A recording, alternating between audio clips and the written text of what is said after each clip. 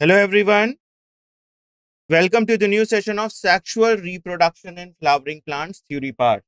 आप सभी लोगों का आज के इस सेशन में स्वागत है। आज जो चैप्टर हम डिस्कस करने वाले हैं वो बहुत ही इंपॉर्टेंट चैप्टर है नीड पॉइंट ऑफ व्यू से, sexual reproduction in flowering plants. Okay, disclaimer: the images, text and other material used in our presentations are for the educational purposes only. We respect the intellectual property rights of the original creators and owners. If you are the owner and have any concerns or issues, please contact us at sathi@iitk.ac.in and we shall remove the same. So यहाँ पर एक छोटा सा trend analysis किया गया है इस chapter से कि कितने क्वेश्चंस आते हैं, राइट? तो देखिए, अगर 2018 से 24 तक के एनालिसिस के बारे में हम देखें तो 19 क्वेश्चंस आ चुके हैं और वेटेज जो है वो 2.8% का, यानी कि हर साल जो है इस पर्टिकुलर चैप्टर से 2 से 3 प्रश्न पूछे जाते हैं। अगर इसकी डिटेल्ड एनालिसिस देखें तो 2018 में देखिए प्री फर्टिलाइजेशन और डबल फर्टिलाइजेशन जो हमारा टॉपिक है ना, उससे ये प्रश्न पूछा गया था, जिसमें कि कॉन्सेप्ट जो यूज थे वो मेल रिप्रोडक्टिव पार्ट्स और डबल फर्टिलाइजेशन से रिलेटेड प्रश्न आए थे। नंबर ऑफ क्वेश्चंस देख सकते हैं 4 पूछे गए थे, it's a big number, right? और ये इजी और एवरेज लेवल ऑफ क्वेश्चन। 2019 में फ्लावर और प्री फर्टिलाइजेशन टॉपिक से प्रश्न पूछा गया था और इसके पीछे जो कॉन्सेप्ट था वो था female reproductive parts. Number of questions 4 थे और ये भी इजी और एवरेज लेवल ऑफ क्वेश्चंस। 2020 में फ्लावर प्री फर्टिलाइजेशन अगेन इसी टॉपिक से प्रश्न आया था और पॉलिनेशन और फीमेल रिप्रोडक्टिव पार्ट से रिलेटेड प्रश्न पूछा गया था। नंबर ऑफ क्वेश्चन 1 थे और वो भी एवरेज लेवल ऑफ प्रश्न था। 2021 में pre fertilisation structure and function से रिलेटेड प्रश्न पूछा गया था। पॉलिनेशन और मेगास्पोरेंजियम कॉन्सेप्ट था प्रश्न के पीछे। और नंबर ऑफ क्वेश्चंस की बात करें तो 2 प्रश्न पूछे गए थे और वो इजी और एवरेज लेवल ऑफ क्वेश्चन। इसी के साथ 2022 की बात करें तो प्री फर्टिलाइजेशन पोस्ट फर्टिलाइजेशन से प्रश्न पूछा गया था और कॉन्सेप्ट इसके पीछे पॉलिनेशन और सीड था। टोटल नंबर ऑफ प्रश्न इस साल 3 पूछे गए थे और वो इजी और एवरेज लेवल के प्रश्न। इसी के साथ अगर 2023 में आप देखें तो प्री फर्टिलाइजेशन और डबल फर्टिलाइजेशन टॉपिक से प्रश्न पूछा गया था और इसके पीछे जो कॉन्सेप्ट था वो था पॉलिनेशन। नंबर ऑफ क्वेश्चन 3 थे और ये जो है आपके इजी और एवरेज लेवल ऑफ क्वेश्चन थे। 2024 यानी कि पिछले वर्ष pre fertilisation structure and function से रिलेटेड प्रश्न पूछा गया था। इसके भी पीछे जो कॉन्सेप्ट था वो पॉलिनेशन। तो आप देख रहे हैं पॉलिनेशन से लगातार प्रश्न पूछे जा रहे हैं, राइट? और नंबर ऑफ क्वेश्चन पिछले साल जो आए थे वो 2 थे और ये भी एवरेज लेवल ऑफ प्रश्न। तो अब स्टार्ट करते हैं आज का सेशन। सबसे पहले हम फ्लावर के बारे में डिस्कस करेंगे। तो फ्लावर क्या है? अगर एक बायोलॉजिस्ट की नजर से देखें तो फ्लावर जो है एक मॉर्फोलॉजिकल और एम्ब्रोलॉजिकल वे में अगर देखा जाए तो वो एक सेक्सुअल रिप्रोडक्शन साइट को रिप्रेजेंट करता है। प्लांट्स में सेक्सुअल रिप्रोडक्शन जो होता है वो इस फ्लावर की वजह से होता है। और इस फ्लावर में आप देख सकते हैं इसके क्या क्या पार्ट्स होते हैं। अगर हम मेल रिप्रोडक्टिव पार्ट्स की बात करें तो आप ये देख सकते हैं स्टेमेन होता है, स्टेमेन के 2 पार्ट होते हैं, फिलामेंट एंड एंथर। उसी तरीके से अगर आप फीमेल रिप्रोडक्टिव पार्ट की बात करें तो वो होता है पिस्टल या फिर कार्पल और इसमें आपके 3 पार्ट्स दिखाई देते हैं। सबसे स्टार्टिंग में ऊपर जो एक बेस जैसा स्ट्रक्चर होता है जिसको आप स्टिग्मा कहते हैं, जिसके ऊपर पॉलिन जो है आकर जो है वो रेस्ट करती है, ठीक है? और इसके बाद ये स्टॉक लाइक स्ट्रक्चर होता है जिसको आप स्टाइल कहते हैं और नीचे एक राउंड बल्बस पार्ट होता है जिसको आप ओवरी कहते हैं, जिसके अंदर ओव्यूल प्रेजेंट होता है। और ये जो हमारा रिप्रोडक्टिव पार्ट ऑफ फ्लावरिंग है ना, फ्लावर जो एक रिप्रोडक्टिव पार्ट है वो जो है सीड्स प्रोड्यूस करता है। सीड्स कहां प्रोड्यूस होते हैं? इसी रिप्रोडक्टिव पार्ट में ही आपके सीड्स प्रोड्यूस करते हैं। फ्लावर आपके वेरियस कलर, स्मेल्स और शेप्स एंड साइजेस के होते हैं। So several hormonal Structural changes initiate which lead to the differentiation and further development of the floral primordium. तो जैसे आपका लीफ प्रिमोर्डिया होता है उसी तरीके से आपका फ्लोरल प्रिमोर्डिया होता है. लीफ प्रिमोर्डिया ही आगे चल के फ्लोरल प्रिमोर्डिया में चेंज होता है और ये चेंजेस जो है वो आपके हार्मोनल चेंजेस होने की वजह से होते हैं, राइट? सो फ्लावर के साथ साथ हमें एक और स्ट्रक्चर देखने को मिलता है, वो है इनफ्लोरेसेंस. इसको आप क्या कहते हैं? ग्रुप ऑफ फ्लावर्स या फिर बंच ऑफ फ्लावर्स, है ना? ग्रुप ऑफ फ्लावर्स या फिर बंच ऑफ फ्लावर्स को आप इनफ्लोरेसेंस कहते हैं. आप इनफ्लोरेसेंस में बहुत सारे फ्लावर्स हो सकते हैं, फ्लोरल बड्स होते हैं, हो सकते हैं, राइट? तो यहां पर देखिए एक सिंपल फ्लावर चाइना रोज जो है वो आपका एक सिंपल फ्लावर है और ये जो है आपके रेसिमोज और साइमोज, ये जो है आपके इनफ्लोरेसेंस को रिप्रेजेंट कर रहा है. आप देखिए दोनों रेसिमोज में अभी आपको बंच ऑफ फ्लावर्स दिखाई दे रहे हैं और साइमोज के केस में भी आपको बंच ऑफ फ्लावर्स दिखाई दे रहे हैं. तो इनफ्लोरेसेंस का मतलब होता है अ ग्रुप ऑफ फ्लावर्स और आपका जो है एक होता है सिंपल फ्लावर या फिर सॉलिटरी फ्लावर. सॉलिटरी का मतलब होता है कि सिंपल अकेला फ्लावर, राइट? तो आप देख सकते हैं चाइना रोज में एक सिंपल फ्लावर है, right? In the flower, the male and female reproductive structure, the androecium and gynoecium differentiate and develop. तो आपका जो फ्लावर के अंदर जो है वो नर जननांग यानी कि मेल रिप्रोडक्टिव ऑर्गन और जो है मादा जननांग यानी कि फीमेल रिप्रोडक्टिव स्ट्रक्चर्स जो होते हैं वो प्रेजेंट होते हैं और उनको आप क्या कहते हैं? मेल को एंड्रूशियम और फीमेल रिप्रोडक्टिव पार्ट को गाइनोशियम. अब हम बात करेंगे प्री फर्टिलाइजेशन स्ट्रक्चर और कुछ इवेंट्स की. तो देखिए सबसे पहले हम बात करेंगे मेल रिप्रोडक्टिव ऑर्गन की. तो इसमें देखिए आपका जो है मेल रिप्रोडक्टिव ऑर्गन क्या होता है? स्टेमेन. ये पूरा स्टेमेन का पार्ट आप देख सकते हैं. स्टेमेन के आपके दो पार्ट होते हैं. स्टेमेन आपका दो पार्ट में डिवाइडेड होता है. एक स्टॉक लाइक स्ट्रक्चर होता है जिसको आप फिलामेंट कहते हैं और ऊपर स्टॉक जो होता है वो एंड करता है. ये इसका प्रॉक्सिमल एंड है और ये इसका डिस्टल एंड है. प्रॉक्सिमल एंड जो है वो किससे अटैच्ड होता है? थैलेमस से अटैच्ड होता है और डिस्टल एंड जो होता है वो आपका एंथर जो है वो बियर करता है. एंथर के अंदर जो है वो क्या प्रेजेंट होते हैं? आपके पॉलन ग्रेन्स, राइट? तो देखिए यहां पर भी यही लिखा है द टर्मिनल, टर्मिनल यानी कि distal part, generally bilobe structure and that is called as anther. और आपका जो स्लेंडर स्टॉक लाइक स्ट्रक्चर होता है उसको आप क्या कहते हैं? Filament. The proximal end of the filament is attached to the thalamus. एक बार ये प्रश्न पूछा जा चुका है एग्जामिनेशन में कि कौन सा ऐसा पार्ट है जो कि proximal से अटैच्ड होता है, proximal part of anther से अटैच्ड होता है, तो that is the thalamus, right? ये आपके पेटल से भी कई जो होते हैं एपीपेटलस होते हैं फ्लावर. एपीपेटलस फ्लावर का मतलब होता है कि ऐसे फ्लावर जो आपके पेटल्स, स्टेमेन जो है वो पेटल से अटैच्ड है.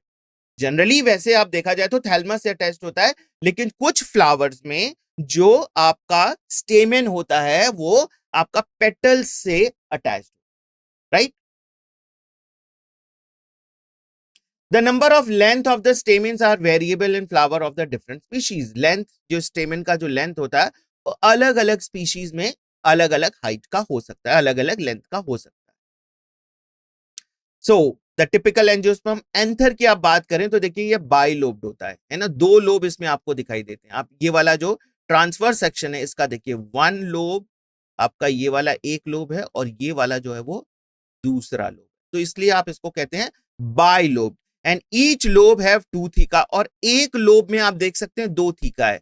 One theca is this and another theca is this. तो इस तरीके से आपके हर लोब में आपको दो थीका जैसे स्ट्रक्चर दिखाई देते हैं, है ना. तो इस वजह से आपको इसे every lobe is डाइथिकस, her lobe आपका डाइथिकस होता है, राइट?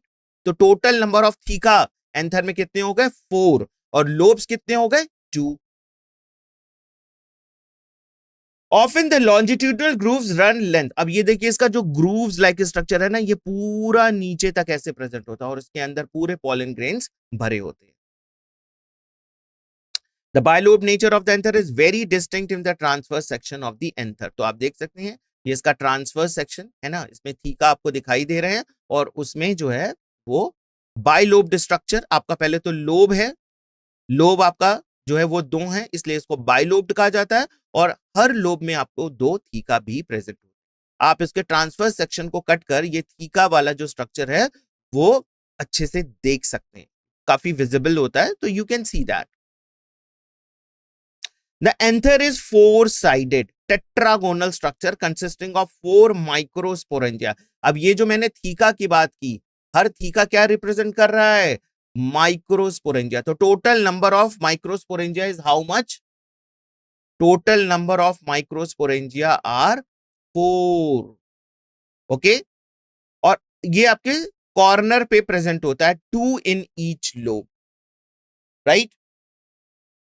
अच्छा, मैं आप सभी से एक रिक्वेस्ट करूंगा कि आज जो है हमारा जो आपसे डीपीपी और पीवाईक्यू है ना शेयर किया गया है, तो आज जो है थ्योरी पार्ट होने के बाद जो है हम उसको सॉल्व करेंगे। और मैं आपसे रिक्वेस्ट करता हूं कि आप जो है अपना लॉगिन जो है अपने मोबाइल्स या जो भी आप लैपटॉप यूज कर रहे हैं, जो भी सिस्टम यूज कर रहे हैं, उसमें आप अपने डीपीपी और पीवाईक्यू को ओपन करेंगे और आज हम जो है इस थ्योरी पार्ट के बाद उसको सॉल्व करेंगे वहां पर, राइट। तो आप इसको सॉल्व करेंगे और फिर हम देखते हैं कि इसके कितने आपके आंसर सही होते हैं, और जिसके भी सबसे ज्यादा आंसर सही होंगे उसको साथी टीम की तरफ से आपको रिवॉर्ड भी मिलेगा, राइट। तो थ्योरी पार्ट पहले फिनिश करते हैं, उसके बाद जो है आप जो अपने रिस्पेक्टिव अपने सिस्टम पे, लैपटॉप पे या फिर अपने मोबाइल पे जो है वो वेबसाइट पे जाएंगे, अपना लॉगिन करके रखेंगे और फिर हम अपने डीपीपी और पीवाईक्यू को सॉल्व करेंगे, राइट। चलिए, इसलिए देखिए आपके लिए लिंक भी शेयर कर दिया गया है, राइट। आपके पास यहां पर लिंक भी आ जाएगा और आप उस लिंक से जो है आप लॉगिन कर सकते हैं। चलिए, तो हम एंथर की बात कर रहे थे। एंथर में 4 साइडेड टेट्रागोनल स्ट्रक्चर होता है ये, और इसमें आपके 4 माइक्रोस्पोरेंजिया प्रेजेंट होते हैं, right. You are having the 4 microsporangia in the anthers, 2 in each lobe. हर लोब में 2 माइक्रोस्पोरेंजिया प्रेजेंट होते हैं। जो आपका थीका मैंने बताया था ना, थीका होता है डाइथिकस, एवरी लोब इज डाइथिकस, तो वो जो थीका होता है वही आपका माइक्रोस्पोरेंजिया रिप्रेजेंट करता है। So microsporangia develop further and become the pollen sac. यही जो आपका ये देख रहे हैं आप राउंड स्ट्रक्चर, ये जो थीका वाला जो था है ना, वो आपका माइक्रोस्पोरेंजिया होता है और वो डेवलप करता है, उसी के अंदर जो डेवलप करते हैं क्या? Pollen sac. ये आपका पॉलन सैक में बदल जाता है, यानी कि ऐसा सैक लाइक स्ट्रक्चर जिसके अंदर पॉलन ग्रेन डेवलप हो रहे हैं। They extend longitudinally all through the length of the anther and are packed with the pollen grain। ये आपका जो pollen sac है, ये ऊपर से लेकर longitudinal structure, एक फरो जैसा स्ट्रक्चर होता है, ट्यूब लाइक स्ट्रक्चर होता है, और ऊपर से नीचे पूरे इसमें क्या भरे होते हैं? pollen grain। इसी माइक्रोस्पोरेंजिया में एक प्रोसेस होता है जिसको हम कहते हैं माइक्रोस्पोरोजिनेसिस।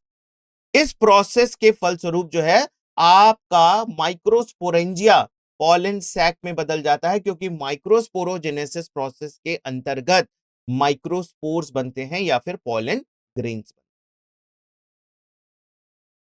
तो स्ट्रक्चर ऑफ माइक्रोस्पोरेंजिया, अगर आप इसका क्रॉस सेक्शन देख सकते हैं यहां पर, ये इसका डायग्रामेटिक क्रॉस सेक्शन है और ये इसका सेलुलर क्रॉस सेक्शन है ना, ये डायग्रामेटिक रिप्रेजेंटेशन है और ये इसका सेलुलर रिप्रेजेंटेशन है। तो आप इसके ट्रांसफर सेक्शन में क्या देख रहे हैं?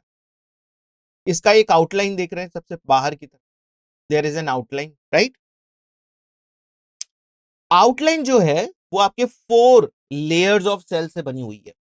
सबसे बाहर की तरफ जो लेयर होती है वो देखिए एपिडर्मिस की, आप यहां पे देख सकते हैं, this is the epidermis part.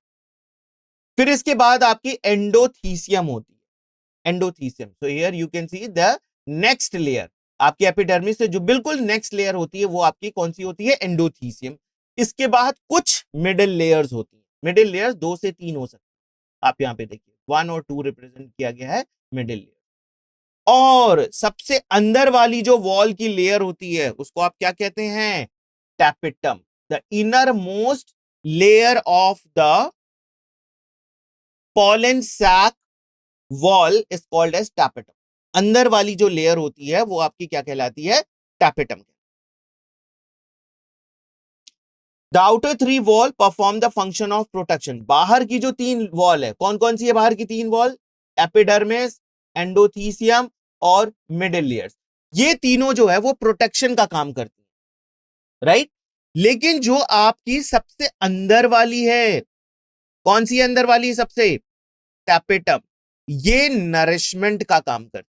जो पॉलन ग्रेन डेवलप हो रहे हैं उनके लिए फूड प्रोवाइड करना टैपेटम का काम। तो the inner most wall layer is tapetum. Tapetum जो होती है वो पॉलन ग्रेन को नरिशमेंट प्रोवाइड करती है। और कैसे नरिशमेंट प्रोवाइड करती है? क्योंकि इसमें एक से ज्यादा न्यूक्लियस पाए जाते हैं। अब आप सोचते होंगे कि एक से ज्यादा न्यूक्लियस पाए जाने का क्या मतलब है।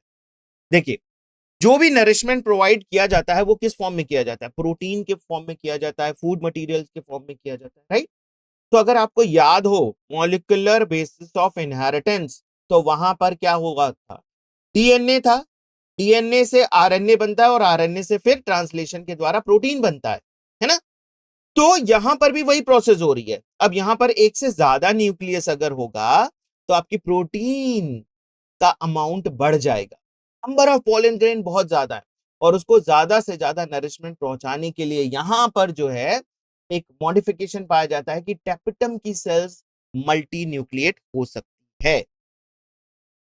तो here is the point, the cells of the tapetum possesses dense cytoplasm. इसका साइटोप्लाज्म बहुत डेंस है and generally have more than one nucleus, एक न्यूक्लियस से ज्यादा। और इसका मैंने रीजन यही बताया क्योंकि इसको बहुत ज्यादा नरिशमेंट प्रोवाइड करना होता है, प्रोटीन प्रोवाइड करना होता है, डेवलपिंग पॉलन ग्रेन्स के लिए फूड मटेरियल प्रोवाइड करना होता है। इस वजह से जो है इसमें न्यूक्लियस एक से ज्यादा पाया जाता है। और इससे रिलेटेड देखिए नीट 2013 और 16 में प्रश्न भी पूछा जा सकता है। तो tapetum is the very very important part of the microsporangium.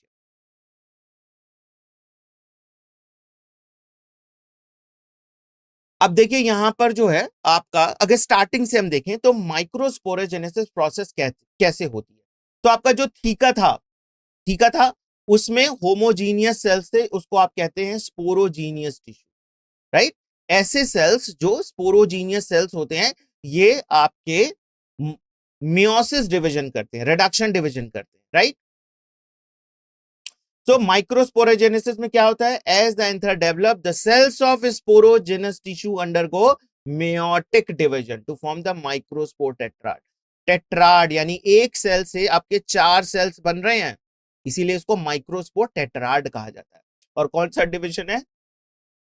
Meiotic, यानी कि रिडक्शन डिवीजन। इसमें हो रहा है स्पोरोजेनस टिश्यू में। कहां होता है स्पोरोजेनस टिश्यू? आपका ये जो थीका वाला रीजन है दिस, इसमें हो रहा है पॉलन सैक के अंदर। स्टार्टिंग में पूरी होमोजीनियस लेयर ऑफ सेल्स होती है जो कि स्पोरोजीनियस टिश्यू होती है, और इसमें जो है रिडक्शन डिवीजन होता है या फिर मियोटिक डिवीजन होता है और आपके microspore टेट्राड्स develop. So each cell of the sporogenous tissue is capable of giving rise to a microspore tetrad, है ना। हर सेल आपका स्पोरोजेनस टिश्यू जो है वो मियोसिस डिवीजन के द्वारा माइक्रोस्पोर टेट्राड बनाता है। Each one is potential pollen or the microspore mother cell। तो आपका जो देखिए the process of formation of microspore from the pollen mother cell, आपकी जो स्पोरोजेनस टिश्यू होगी उसमें एक ऐसी सेल होगी जो पोलन मदर सेल कहलाएगी और इसमें माइक्रोस्पोरोजेनेसिस प्रोसेस होगी। माइक्रोस्पोरोजेनेसिस यानी कि ये मेयोटिक डिवीजन होगी और उसके फलस्वरूप आपका माइक्रोस्पोर टेट्राड बन जाएगा। The microspores as they are formed are arranged in the cluster of fold cells। ये चारों सेल्स आपस में ना जुड़े हुए होते हैं। ये देखिए, आप ये देख रहे हैं इस तरीके से, ये टेट्राड है। अब देख रहे हैं सभी सेल्स जुड़े हुए, लेकिन सभी सेल्स अलग अलग हैं, लेकिन सिर्फ इसकी जो वॉल होती है जुड़ी होती है, इसलिए आप इसको टेट्राड कहते हैं। फिर बाद में जैसे जैसे ये थोड़ा ड्राई अप होता है तो इसके पॉलन ग्रेन सभी चारों अलग हो जाते हैं, ठीक है। As the anther mature and dehydrate, देखिए डिहाइड्रेट, ड्राई अप होते हैं यानी कि डिहाइड्रेट करते हैं, microspores dissociate from each other and develop into pollen grain. देखिए आपके पॉलन ग्रेन पे develop. So inside each microsporangium, several thousand microspores or pollen grains are formed and they are released with the dehiscence of the anther। और जब आपका, जब सारे pollen grain develop हो जाते हैं तो एंथर का डेसेंस होता है। डेसेंस का मतलब क्या होता है, ये आप देख रहे हैं point, this point and this point, यहां पर जो है वो टिश्यूज जो होते हैं वो ड्राई हो जाती है और यहां पे सेल्स फट जाती है और यहां से सारे पॉलन ग्रेन्स जो है वो रिलीज हो, तो इसी प्रोसेस को आप कहते हैं डेसेंस ऑफ एंथर, यानी कि स्फुटन, एंथर का स्फुटन, फटना, और उससे सारे माइक्रोस्पोर्स जो होते हैं वो स्प्रेड हो जाते हैं।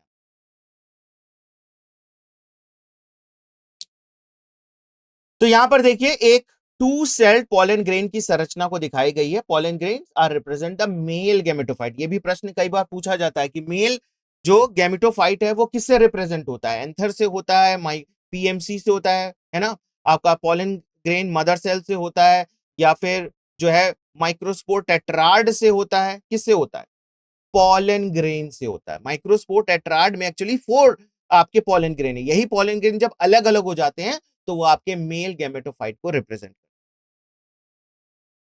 Pollen grain generally spherical 25 to 50 micrometer in diameter, spherical होते हैं और इनका डायमीटर देखिए 25 से 50 माइक्रोमीटर।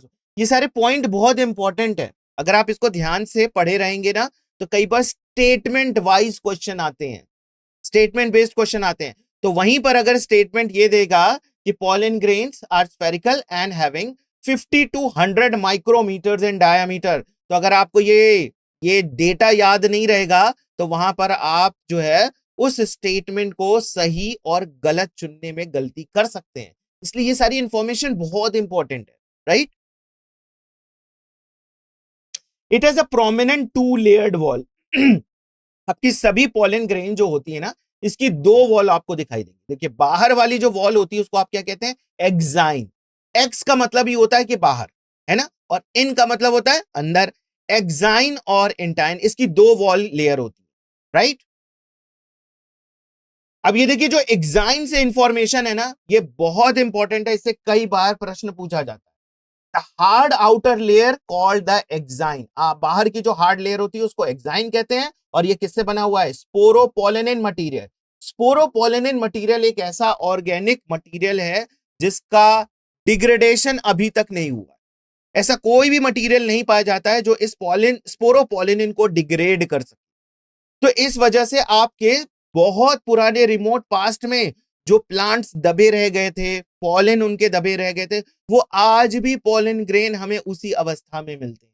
तो उससे इवोल्यूशन की स्टडी में भी हमें सहायता मिलती है, तो इसलिए ये बहुत इंपॉर्टेंट है, राइट। तो it can withstand high temperature, ये हाई टेम्परेचर में भी आपके पॉलन ग्रेन को सुरक्षित रखता है। एसिड और एल्कली का भी इसके ऊपर कोई असर नहीं पहुंचता। This is very very important point. Sporopollenin किस में प्रेजेंट होता है, आपके एक्साइन पार्ट में।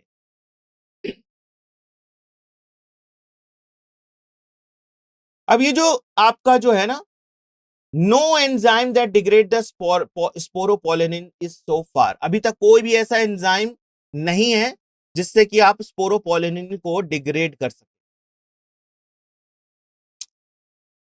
अब ये जो आपका एक्साइन होता है ना, इसके ऊपर बहुत सारे आर्टिकुलेशंस, डिजाइन्स आपको देखने को मिल सकते हैं। आप यहां पर फिगर में भी देख सकते हैं कि बहुत सारे पॉलन ग्रेन का बाहर का जो स्ट्रक्चर है वो दिखाया गया है, एक्साइन पार्ट। हर सभी में देखिए आपके अलग अलग दिख रहे हैं, पर इसमें ना जो एक्साइन पार्ट होता है कहीं कहीं बहुत ही बिल्कुल माइन्यूट हो जाता है, लेस वहां पर स्पोरोपोलेनिन प्रेजेंट होता है, तो वो पार्ट कहलाता है जर्म पोर। और इसी जर्म पोर से जब पॉलन ग्रेन जर्मिनेट होता है तो यहां से पॉलन ट्यूब निकल कर आते हैं, राइट। तो यहां पर देखिए आपका स्पोरोपोलेनिन जर्म पोर पर एब्सेंट होता है। इससे रिलेटेड 2012 में देखिए प्रश्न पूछा गया। Pollen grain are well preserved as the fossil because of the presence of sporopollenin. आपके जो पॉलन ग्रेन होते हैं ये देखिए फॉसिल में प्रिजर्व होकर रह जाते हैं, कोई नुकसान नहीं पहुंचता इनको। क्यों? क्योंकि उसके पास एक ऐसा सब्सटेंस है स्पोरोपोलेनिन, ना वो एंजाइम से डिग्रेड हो सकता है अभी तक किसी भी एंजाइम के द्वारा, ना ही कोई एसिड का असर होता है, ना ही कोई एल्कली का इसके ऊपर असर। तो एक्साइन एग्जिबिट अ फैसिनेटिंग अरे of the patterns and design, और इसमें आप देख सकते हैं बहुत सारे आपके डिजाइन, स्ट्रक्चर्स, आर्टिकुलेशंस हमें इसके एक्साइन सरफेस पे देखने को मिलते हैं पॉलन के।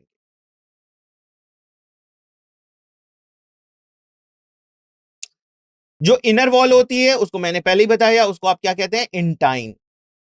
इंटाइन जो होती है वो कंटिन्यूअस लेयर होती है।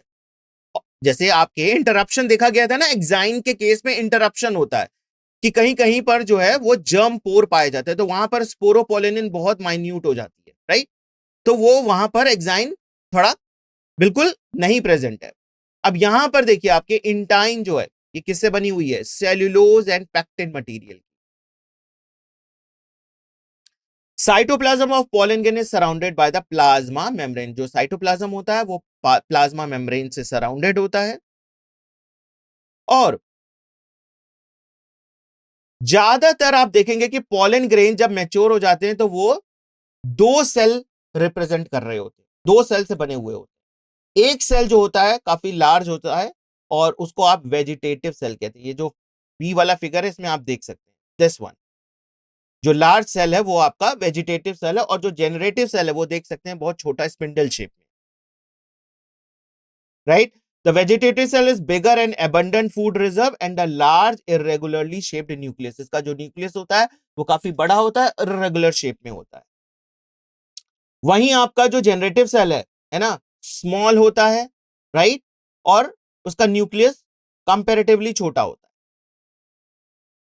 It's spindle shape, dense cytoplasm and a nucleus. का शेप देखिए कैसा है, spindle shape, this is spindle shape.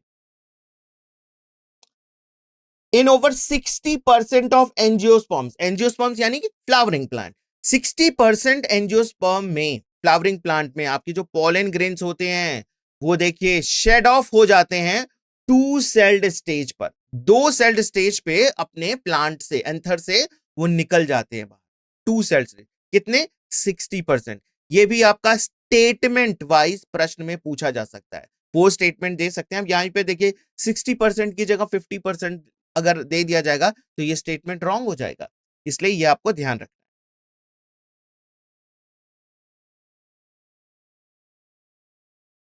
Now, in the remaining species, the generative cell divide mitotically to give. अब remaining species यानी 40%, 60% में तो टू सेल्स स्टेज में होता है, लेकिन आपकी जो रिमेनिंग 40% स्पीशीज है ना, उसमें माइटोटिकली डिवाइड होता है। कौन सा, आपका जेनरेटिव सेल।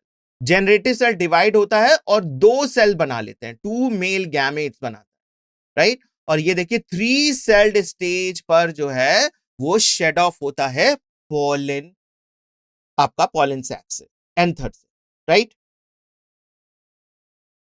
ना pollen grain species cause the allergies. बहुत सारे जो पॉलन ग्रेन होते हैं ना, ये हमारे ब्रोंकियल एफ्लिक्शंस कॉज करते हैं, एलर्जीज कॉज कर सकते हैं, और हमारे रेस्पिरेटरी डिसऑर्डर्स जैसे कि अस्थमा, ब्रोंकाइटिस डिजीज कॉज कर सकते हैं। इसलिए कभी भी फ्लावर को स्मेल नहीं करना चाहिए। आप स्मेल करते हैं तो उसके पॉलन ग्रेन कई बार जो है हमारे रेस्पिरेटरी ट्रैक्ट में एंटर कर सकते हैं, है ना। और ये रेस्पिरेटरी ट्रैक्ट में एंटर कर सकते हैं तो ये क्या कॉज कर सकते हैं, कई बार इससे, इसकी वजह से अस्थमा हो सकता है या फिर ब्रोंकाइटिस होता है, क्योंकि हमें पता नहीं है कि हमें, हमारी बॉडी इसके प्रति एलर्जेंट है या नहीं, राइट। तो देखिए यहां पर एक कुछ स्पीशीज दिए हैं, जैसे पार्थीनियम, कांग्रेस ग्रास के नाम से भी जाना जाता है, और कैरेट ग्रास दैट केम, और इसको कैरेट ग्रास के नाम से भी कहते हैं, came into India as a contaminant with the imported wheat. एक बार इंडिया बाहर से वीट मंगाया, वीट की कमी हो गई थी तो बाहर से वीट मंगाया, तो जिस कंट्री से मंगाया उस वीट के साथ उन्होंने क्या भेज दिया, parthenium.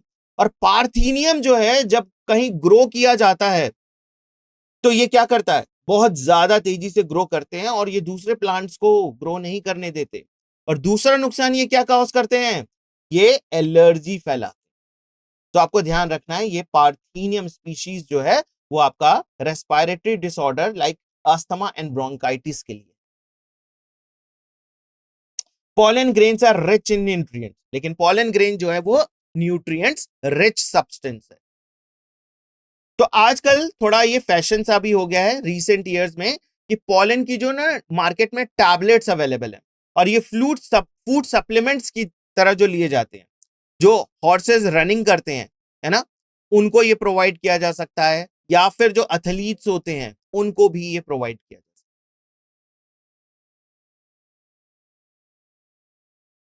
When once they are shed pollen grains have to land on the stigma. ठीक है, pollen grains जब एक बार शेड ऑफ कर गए तो ये कहां पे जाएंगे, फीमेल रिप्रोडक्टिव ऑर्गन जो है उसके स्टिग्मा पे फॉल करेंगे, राइट, और फिर फर्टिलाइजेशन प्रोसेस होगा। So the period for which the pollen grains remain viable is a highly variable। Her plants में जो इसकी वायबिलिटी है वो देखिए अलग अलग होती है, ये डिपेंड करती है टेम्परेचर और ह्यूमिडिटी पे। तो देखिए आपके जो है इन सम सीरियल्स जैसे राइस है, व्हीट है, pollen grain lose viability 30 minute. अगर 30 मिनट्स के अंदर फर्टिलाइजेशन प्रोसेस नहीं हुआ या फिर pollen grain जर्मिनेट नहीं किए तो आपकी जो pollen grain है वो खत्म हो जाएगी, वो फिर जो है फर्टिलाइजेशन प्रोसेस में इन्वॉल्व नहीं हो पाएगी। ये आपके राइस, व्हीट और pollen grains की बात की गई है, सीरियल्स की बात की, राइट। अब देखिए दूसरी तरफ, in some members of Rosaceae, Leguminosae and Solanaceae month तक इनकी वायबिलिटी रह सकती है ना। तो वेरी करता है स्पीशीज टू स्पीशीज कि pollen grain कितना वायबल है। ये बहुत इंपॉर्टेंट पॉइंट है, नीट 2021 में देखिए इससे प्रश्न पूछा गया है आपको। ये फैमिलीज के नेम है, रोजेसी, लेग्यूमिनेसी, सोलेनेसी। सोलेनेसी का पौधा अगर आपको याद हो आपके सिलेबस में भी है, आपका सोलेनम नीग्रम, सोलेनम ट्यूबरोसम, राइट। आपके टोमेटो, पोटैटो सभी इसी को बिलोंग करते हैं। pollen grains of a large number of species store for years in a liquid nitrogen। आप किसी भी pollen grain को स्टोर करके भी रख सकते हैं लिक्विड नाइट्रोजन जिसका टेम्परेचर 196 डिग्री सेंटीग्रेड होता है।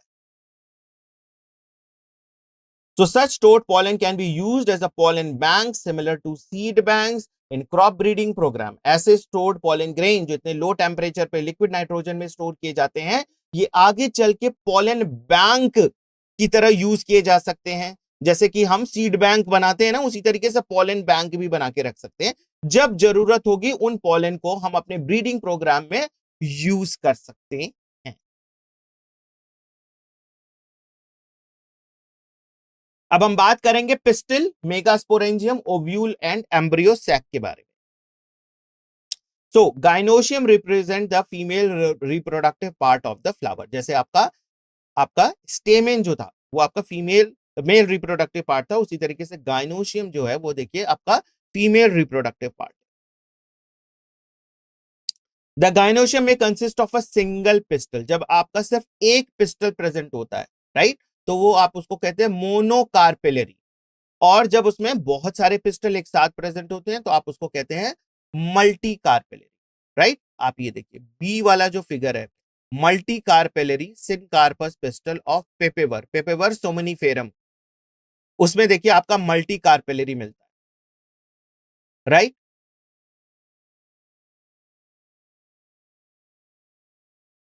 When they are more than one the pistil में बी फ्यूज टुगेदर। अब देखिए मल्टी कार्पेलरी में भी आपके दो कंडीशंस हैं, जब सभी आपस में फ्यूज हो जाएं तो आप इसको कहते हैं सिनकार्पस। ये मल्टी कार्पेलरी सिनकार्पस है, देखिए आपका पेपरवर्क के केस में। और वहीं आपका एपोकार्पस होता है, आप देख सकते हैं यहां पर माइकेलिया चंपाका, है ना, चंपा का जो फ्लावर होता है उसमें आपके देखिए जितने भी कार्पल्स हैं ये एक एक कार्पल रिप्रेजेंट किए जा रहा है, मल्टी कार्पेलरी, लेकिन सभी आपस में फ्यूज नहीं है ना, सभी आपस में अलग अलग है, फ्री है, इसलिए इसको एपोकार्पस कंडीशन कही जाती है। सिनकार्पस, एपोकार्पस दोनों आपके मल्टी कार्पेलरी में है। एग्जाम्पल याद रखना है, multi carpellary syncarpous example Papaver somniferum, और मल्टी कार्पेलरी एपोकार्पस यानी कि फ्री कार्पल आपका जो है वो माइकेलिया का पौधा है, माइकेलिया चंपा का।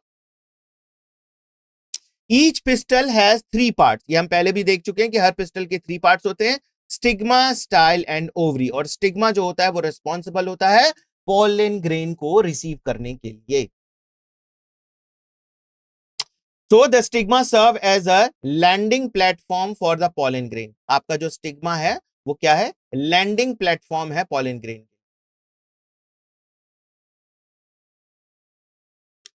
The style is elongated slender part beneath the stigma। और जो आपका स्टिग्मा से नीचे वाला है वो स्टाइल पार्ट है, the basal bulged part, pistil, उसको आप क्या कहते हैं, ओवरी, राउंड जो बेसल पार्ट होता है, यहां पर आप देख सकते हैं ओवरी जो कि थैलमस से अटैच्ड, और inside the ovary there is a locule, there is a cavity, है ना, एक जगह होती है जिसको आप कैविटी कह सकते हैं, और यहां पर placenta is located inside the ovarian cavity, यहां पर प्लेसेंटा आपका प्रेजेंट। अब हम देखेंगे ओव्यूल का स्ट्रक्चर, जैसे माइक्रोस्पोरोजेनेसिस था ना, वैसे ही मेगास्पोरोजेनेसिस प्रोसेस होती है, right. Microspore, microsporangium, megasporangium, megasporangium को आप ओव्यूल भी कहते हैं। So arising from the placenta are the megasporangia commonly called as ovule, ये प्लेसेंटा से अटैच्ड होता है, यहीं पर देखिए बेस होता है थैलमस का जिसको आप कहते हैं प्लेसेंटा, और इसी से ये आपका पूरा ओव्यूल जो है वो थैलमस से अटैच्ड होता है। तो number of ovules in an ovary में बी वन, देखिए कुछ प्लांट्स में आपके सिर्फ वन ओवरी है, राइट, सिर्फ वन ओवरी, आपके देखिए वीट, पैडी और मैंगो है, और इसी तरीके से कुछ ऐसे आपके ओव्यूल्स में ओवरी कितनी होती हैं, बहुत ज्यादा प्रेजेंट होती हैं, example papaya, watermelon and orchid, ये एग्जांपल्स आपको याद रखें। आप अपने चैट बॉक्स में देख सकते हैं, यहां पर कुछ विनर्स बच्चों के नेम दिए गए हैं, है ना, जिन्होंने मैक्सिमम मार्क्स स्कोर किए हैं अपने डीपीपी और पीवाईक्यू को अटेम्प्ट करके, ठीक है। तो आज भी आपको यही करना है, आज हम लाइव इसको करेंगे यहीं पर, और आपको अपने डीपीपी और पीवाईक्यू अभी जो है वो ओपन होगा, तो आप वहां हमारे साथ उसको सॉल्व करेंगे। मेगास्पोरेंजियम ओव्यूल का स्ट्रक्चर अगर हम डिस्कस करें, the ovule is a small structure attached to the placenta by the means of stalk. अब ये देखिए यहां पर फ्यूनिकल है ना, तो फ्यूनिकल के द्वारा ये प्लेसेंटा से अटैच्ड होता है। The body of the ovule fuses with the funicle like hilum, और यहां पर आप देख सकते हैं ये फ्यूनिकल वाला पार्ट जो है वो पूरे ओव्यूल का जो पूरा बॉडी है उससे अटैच्ड होता है एक पर्टिकुलर पॉइंट पे, उसको आप क्या कहते हैं, hilum.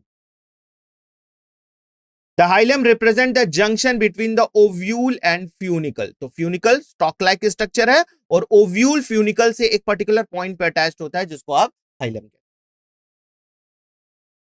Each ovule has 1-2 protective covering, अब इसके प्रोटेक्टिव कवरिंग आप देख सकते हैं, यहां पर इसको इंटुगमेंट्स कहते हैं, इसके इंटुगमेंट्स एनसर्कल, ये पूरा एनसर्कल होता है, लेकिन एक जगह देखते हैं कि यहां पर जो है, जहां पर माइक्रोपाइल का रीजन होता है वहां पर जो है ओपनिंग होती है, और इसको आप क्या कहते हैं, माइक्रोपाइल, यहीं से पॉलन ट्यूब जो होती है वो एंटर करती है। सो अपोजिट द माइक्रोपाइल एंड, ये जहां पर माइक्रोपाइल होता है उसको आप कहते हैं माइक्रोपाइलर एंड, और just opposite to the micropylar end is the chalazal end, है ना, इसके अपोजिट आपका क्या एंड होता है, चलाजल एंड। और आपका ये जो पूरा एंटुगमेंट जो होता है वो एनक्लोज करता है मास ऑफ सेल, है ना, एक ग्रुप ऑफ सेल्स को एनक्लोज करता है जिसको आप कहते हैं न्यूसेलस, वेरी इंपॉर्टेंट। और इसमें बहुत ज्यादा फूड रिजर्व मटेरियल्स प्रेजेंट होते हैं जो कि डेवलपिंग एम्ब्रियो सैक को प्रोवाइड किया जाता है। So located in the nucellus is the embryo sac और द फीमेल गैमेटोफाइट। अब यहीं पर देखिए न्यूसिलस के अंदर ये क्या प्रेजेंट है, आपका एम्ब्रियो सैक, इसी एम्ब्रियो सैक को आप कहते हैं फीमेल गैमेटोफाइट। आपका जैसे पॉलन ग्रेन मेल गैमेटोफाइट था ना, वैसे ही एम्ब्रियो सैक जो है वो फीमेल गैमेटोफाइट को रिप्रेजेंट करता है, और ये जो है किसमें प्रेजेंट है, न्यूसेलस, मास ऑफ सेल्स के अंदर यहीं पर ये प्रेजेंट होता है, सिंगल सेल है ये embryo sac. So an ovule generally has a single embryo sac formed from a megaspore.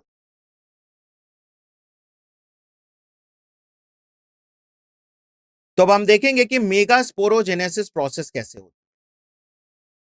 So the process of formation of megaspore from the megaspore mother cell, जैसे वहां पर pollen grain mother cells थी, वैसे ही यहां पर देखिए megaspore mother cell है ना, एमएमसी, और ये जो है इसमें रिडक्शन डिवीजन होता है और ये मेगास्पोरोजेनेसिस प्रोसेस में एंटर करता है। देखिए सिंगल सेल है, यहां पर मेगास्पोर मदर सेल है, ये डिवाइड हो रही है, डिवाइड होकर आपके दो न्यूक्लियस दो सेल्स में डिवाइड हुई और फिर आपके 4 सेल्स में डिवाइड हुई, राइट। माइक्रोपाइलर एंड इधर है और चलाजल एंड इधर है, तो माइक्रोस्पोर टेट्राड बन गए। अब इन माइक्रोस्पोर टेट्राड में से 3 जो सेल्स होती है वो डिजेनरेट कर जाती हैं। 4 सेल्स बनी है ना मियोसिस डिवीजन के दौरान, तो इसमें से 4 में से 3 सेल तो डिजेनरेट कर जाती है, सिर्फ एक सेल बचती है। अब एक सेल देखिए यहां पर उस पर्टिकुलर 1 सेल में आपका डिवीजन होता है और 2 न्यूक्लियस बनते हैं, लेकिन सेल वॉल डेवलप नहीं होती है, इसमें वॉल डेवलप नहीं हो रही है। अब यही दोनों न्यूक्लियस फिर से डिवाइड होते हैं और देखिए दोनों पोल पर 4 न्यूक्लियस बन गए। दे अगेन अंडरगो डिवीजन, एक बार और डिवीजन होगा और देख सकते हैं दोनों पोल पर 4 और 4 सेल्स बन चुके हैं, राइट। इनमें से एक एक सेल जो होता है वो सेंटर की तरफ मूव करता है और वो सेंटर में देखिए यहां पर आके प्रेजेंट हो जाता है, जिसको आप कहते हैं टू पोलर न्यूक्लियाई। लेकिन जो बाकी 3 सेल्स हैं चलाजल एंड की तरफ और माइक्रोपाइलर एंड की तरफ, उसके ऊपर वॉल ले की जाती है। तो आप देखिए यहां पर एक वॉल ले करके इस तरीके से 3 सेल्स यहां पर है चलाजल एंड की तरफ, उसको आप कहते हैं एंटीपोडल्स, राइट। और वहीं आपकी जो है माइक्रोपाइलर एंड की तरफ एक एग की सेल बनती है और 2 सिनर्जिड सेल्स, ठीक है। सिनर्जिड सेल्स में आप जो है फिंगर लाइक प्रोजेक्शंस देखते हैं, जिसको आप फिलीफॉर्म एपरेटस कहते हैं। इस फिलीफॉर्म एपरेटस का काम यह है कि पॉलन ग्रेन, जब पॉलन ट्यूब आती है ना, तो वहां से जो भी कंटेंट रिलीज किया जाता है उसको रिसीव करने का काम जो है वो फिलीफॉर्म एपरेटस का है, ठीक है। एमएमसी में आपका माइक्रोपाइलर रीजन पे जो है यहां पर सिंगल मेगास्पोर मदर सेल होता है। इनमें जो है डेंस साइटोप्लाज्म होता है, प्रोमिनेंट न्यूक्लियस होता है। ये मियोटिक डिवीजन में जाते हैं, मियोटिक डिवीजन में यानी कि 4 सेल्स बनाते हैं जिसमें कि 3 डीजेनरेट कर जाती है और कोई एक ही सेल मेगास्पोर का formation, right. Meiosis result in the production of 4 megaspores.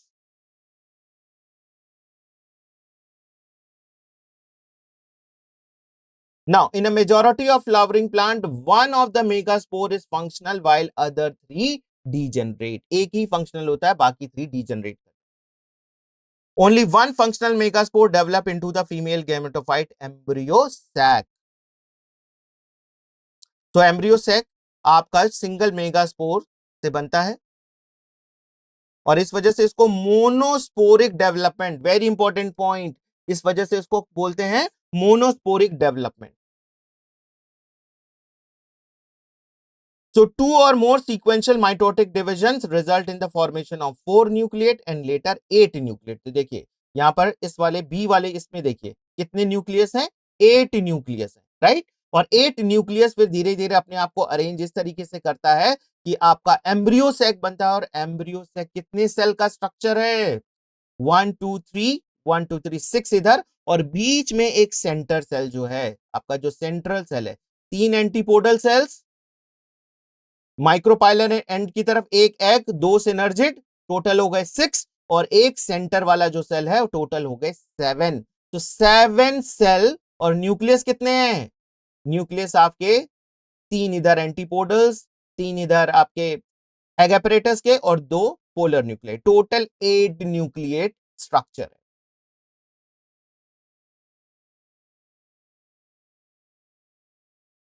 तो यही चीज यहां पे बोला गया है।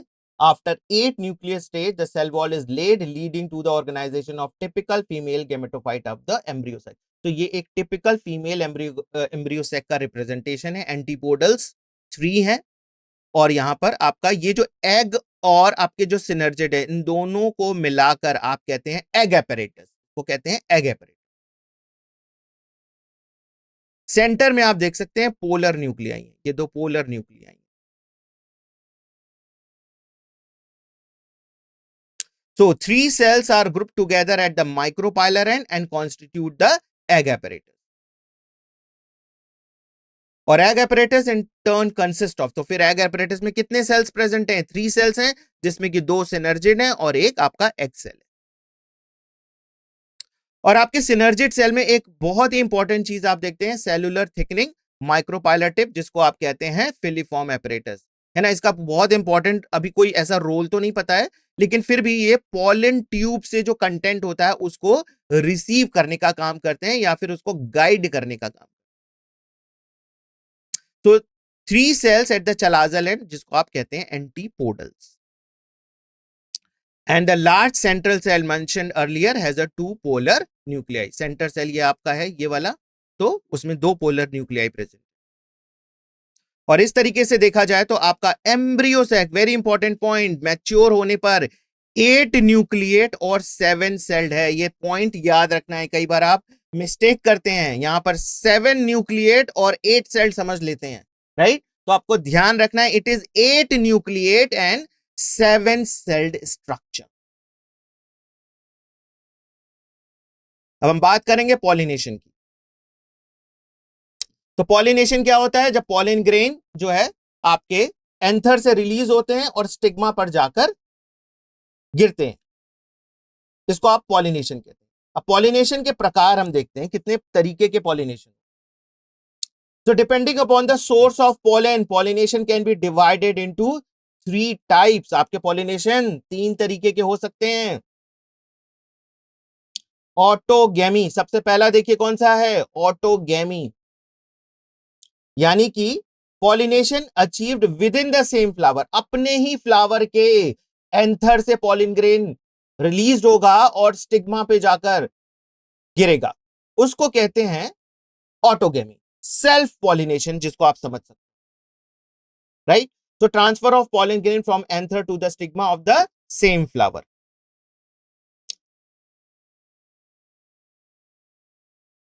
तो autogamy in such flower require Synchrony.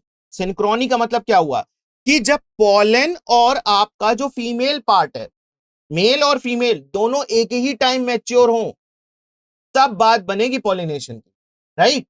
तो इसीलिए कहा गया कि synchrony in the pollen release and stigma receptivity, यानी कि स्टिग्मा इस हालात में हो कि वो रिसेप्टिव की तरह काम करे, पॉलन ग्रेन को रिसीव करने का काम करे, और पॉलन ग्रेन भी उसी समय मैच्योर हो जाए जिस समय स्टिग्मा की रिसेप्टिविटी आती है। अदरवाइज जो है इस पॉलिनेशन का कोई मतलब नहीं रहेगा, ठीक है। So the anthers and the stigma should lie close to each other so that self pollination can occur. ये कैरेक्टरिस्टिक किस फ्लावर का है? ऑटोगेमी जिन फ्लावर्स में होती है, सेल्फ पॉलिनेशन जिन फ्लावर में होती है।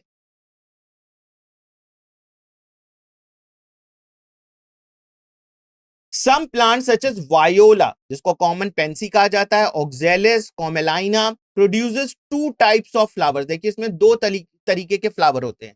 एक ऐसे फ्लावर जिसको आप चेस्मोगैमस फ्लावर कहते हैं। चेस्मोगैमस फ्लावर मतलब जो कि बाकी स्पीशीज की तरह होते हैं, है ना, जो कि खिलते हैं।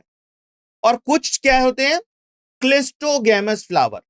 क्लिस्टोगैमस फ्लावर कभी भी खुलते नहीं है, ब्लूम्स नहीं होते, ओपन नहीं होते। तो ये 2 तरीके के फ्लावर देखिए कर रहा है, chasmogamous flower and cleistogamous flower. कौन? कॉमेलाइना। So in such flower the anther and stigma lie close to each other. Flower में एंथर और स्टिग्मा बहुत नजदीक होते हैं। So when anther dehisces the flower buds open, और पॉलिन ग्रेन जो होते हैं वो आपके कांटेक्ट में आते हैं स्टिग्मा के, और पॉलिनेशन आपका पूरा हो जाता है। क्लिस्टोगैमस फ्लावर, ऐसे फ्लावर जो खिलते नहीं है ना, उसमें क्या होता है? Autogamous, as there is no chance of cross pollination. बाहर से कोई पॉलिन ग्रेन आएगा ही नहीं, जो भी पॉलिन ग्रेन अंदर फ्लावर के बन रहा है वही पॉलिनेशन करेगा, राइट। तो cleistogamous flower produce assured seed set even in the absence of pollinator. जो आपके चेस्मोगैमस फ्लावर्स हैं उसमें क्या होता है कि आपको पॉलिनेटर्स की आवश्यकता होती है ना। पॉलिनेटर्स आएंगे, फ्लावर पे बैठेंगे, एक फ्लावर से दूसरे फ्लावर जाएंगे तो पॉलिनेशन होगा, वो आपका चेस्मोगैमस फ्लावर। लेकिन अगर पॉलिनेटर नहीं है तो फिर पॉलिनेशन नहीं होगा और सीड्स नहीं बनेंगे। लेकिन जो इसका क्लिस्टोगैमस फ्लावर है वो ओपन नहीं होता है, उसके पॉलिन ग्रेन रिलीज होकर स्टिग्मा पे जाते ही हैं और एश्योर्ड है कि सीड्स बनेंगे। तो ये इसका एक इंपॉर्टेंट पॉइंट है। कि क्लिस्टोगैमस फ्लावर से एश्योरेंस ऑफ सीड सेट्स आपको मिल जाता है।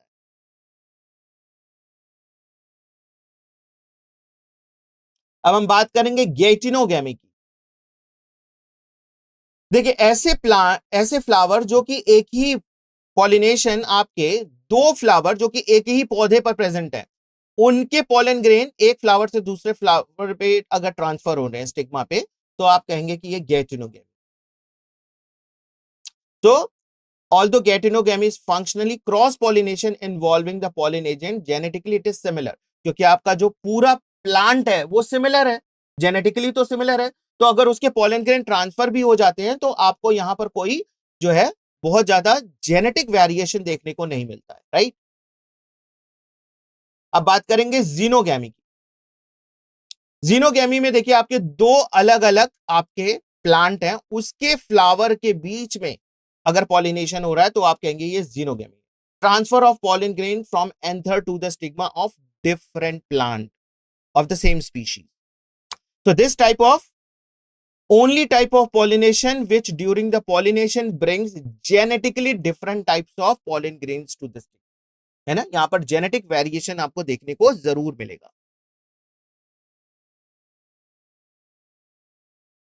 एजेंट्स ऑफ पॉलिनेशन आपके देखिए तो बायोटिक एजेंट होते हैं, विंड, एबायोटिक विंड और वाटर, है ना।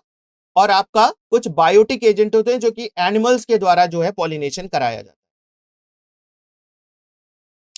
Small proportion of plant use the abiotic agent, बहुत कम प्लांट्स हैं जो कि एबायोटिक एजेंट को यूज करते हैं, ज्यादातर आपके बायोटिक एजेंट्स को यूज करते हैं पॉलिनेशन। तो pollen grains coming in contact with the stigma in the chance of factor both wind and water pollination.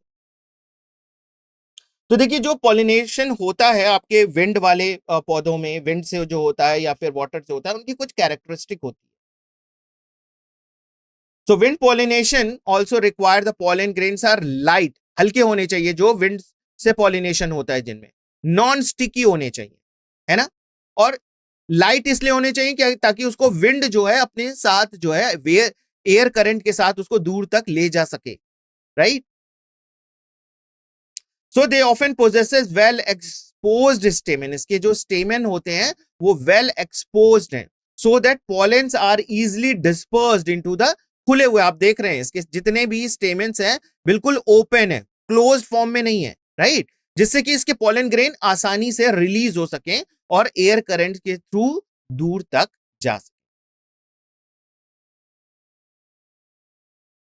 Pollination by water is quite rare in flowering plant. It is limited to about only 30 genera. देखिए statement based question के लिए ये बहुत important है। सिर्फ 30 genre में अभी तक रिपोर्टेड है कि वाटर के थ्रू पॉलिनेशन होता है, कम स्पीशीज है। पहले भी मैंने बताया कि एबायोटिक एजेंट कम जो है वो पॉलिनेशन कॉज करते हैं, है ना। और उसमें भी वाटर पॉलिनेशन सिर्फ देखिए 30 जेनरा में होता है, और वो भी कैसे पौधे हैं, मोनोकोटिलेडोनस। तो आपका स्टेटमेंट बेस्ड क्वेश्चन देखिए यहां पर बन सकता है इस पर्टिकुलर इस पॉइंट से।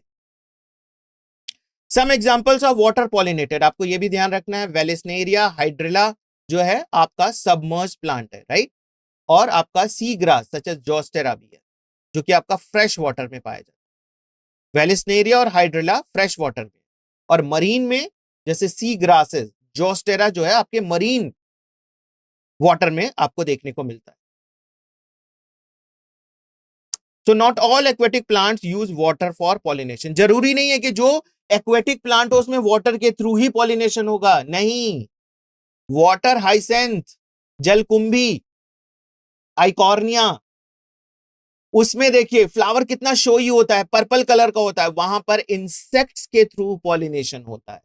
वो एक्वेटिक प्लांट है लेकिन फिर भी उसमें इंसेक्ट्स के थ्रू पॉलिनेशन होता है, ठीक है। तो ये जरूरी नहीं कि जो भी एक्वेटिक प्लांट हो उसमें वाटर के थ्रू ही पॉलिनेशन होगा। So in a majority of aquatic plants such as, देखिए यही पॉइंट लिखा है, water hyacinth, water lily, flower emerge above the level of water and are pollinated by insects और wind in most of the, जैसे कि land plant में आपको देखने को मिलता है, वैसे ही कुछ एक्वेटिक प्लांट्स में भी आपके विंड और आपके इंसेक्ट्स के थ्रू पॉलिनेशन होता है। स्पीशीज के नेम आपको याद रखना। So in Vallisneria, female flower reach to the surface of water by the long stalk and the male flower or the pollen grain released onto the surface of water. है ना, इसका जो female है वो आपका सरफेस तक पहुंचता है लॉन्ग स्टॉक के द्वारा, और मेल जो है, मेल फ्लावर और पॉलन ग्रेन जो रिलीज होते हैं वो सरफेस ऑफ वाटर पे ही तैरते रहते हैं। यहां पर आप देख सकते हैं फीमेल फ्लावर, देखिए यहां से ऊपर गई और मेल फ्लावर आपका यहीं पर ऊपर तैर रहा होता है ऐसे सराउंडिंग में। ठीक है, ये फीमेल फ्लावर को यहां पर रिप्रेजेंट किया। तो they are carried passively by the water current, कोई एनर्जी यूज नहीं हो रही है, वाटर करंट जैसे होते हैं उसी के हेल्प से ये मूव करना शुरू कर देते हैं। So another group of water pollinators such as sea grasses, female flower remain submerged. अब देखिए उल्टा है, remain female flower पूरा submerged है and water and the pollen grains are released inside the water. यहां पर जो pollen grain है वो पानी के अंदर ही रिलीज किए जाते हैं। So pollen grain in many such species are long ribbon-like and they are carried passively inside the water. Some of them reach the stigma and achieve pollination.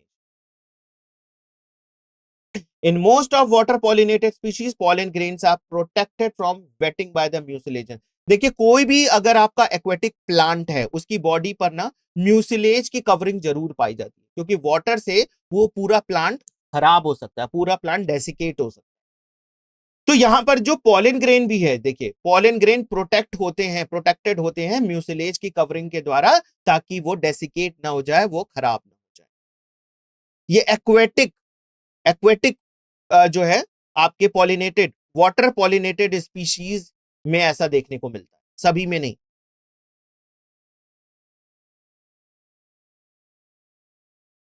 Now, majority of flowering plants use a range of the animals as a pollinating. पहले भी बताया गया था कि ज्यादातर पौधों में आपके ना एनिमल्स को इन्वॉल्व किया जाता है पॉलिनेशन के लिए। अब इसमें देखिए कौन कौन से हैं, bees, butterflies, flies, beetles, wasps, and moth, birds. Birds भी इन्वॉल्व होती हैं जैसे कि sunbirds and hummingbirds and bats, ये आपके पॉलिनेटिंग एजेंट की तरह काम करते हैं। जिन फ्लावर में बैट्स के थ्रू पॉलिनेशन होता है ना, उसको चैरियोप्टेरोफिली कहा जाता है, बैट्स के थ्रू पॉलिनेशन। कुछ में आपके स्नेल्स भी इन्वॉल्व होते हैं, स्नेल्स के थ्रू पॉलिनेशन होता है। कुछ में एलिफेंट का भी एग्जांपल देखिए है, एनिमल्स की बात की गई ना, तो एलिफेंट भी पॉलिनेशन करता है। रेफ्लेशिया का फ्लावर, फॉरेस्ट में सबसे बड़ा फ्लावर रेफ्लेशिया फ्लावर होता है, उसमें पॉलिनेशन एलिफेंट के द्वारा होता है।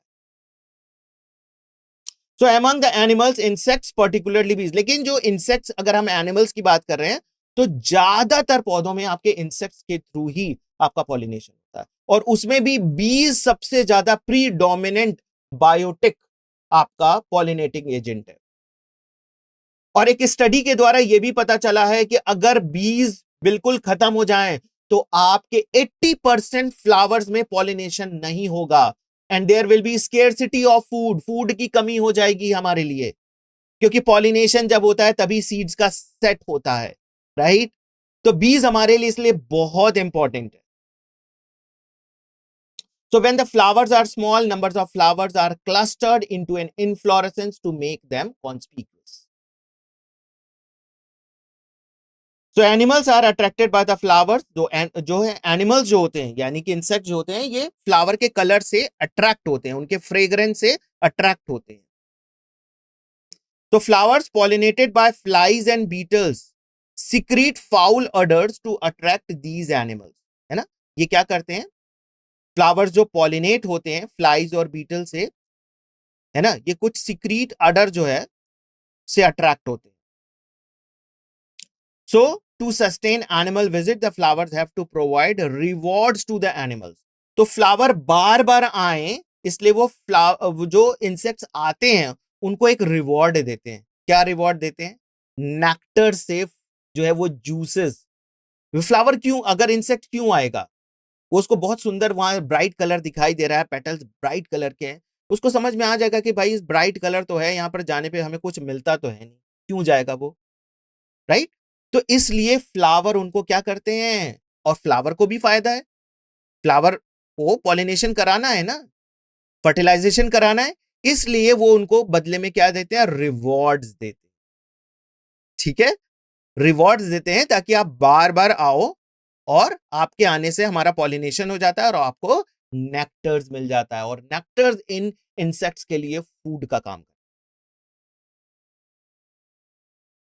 So nectar and pollen grains are the useful floral rewards. So for harvesting the rewards, the flower and animal visitor come in contact with the anthers and stigma. जब ये anther और stigma पर आते हैं, विजिट करते हैं, तो pollination events हो जाती है।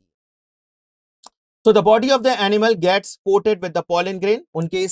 उनके विंग से, उनके लेग से जो है वो स्टिक हो जाती है पॉलन ग्रेन, और यही पॉलन ग्रेन जब वो जो इंसेक्ट जो है जब दूसरे फ्लावर पे जाता है, तो वही पॉलन ग्रेन जो है वो कई बार स्टिग्मा पे गिर जाते हैं,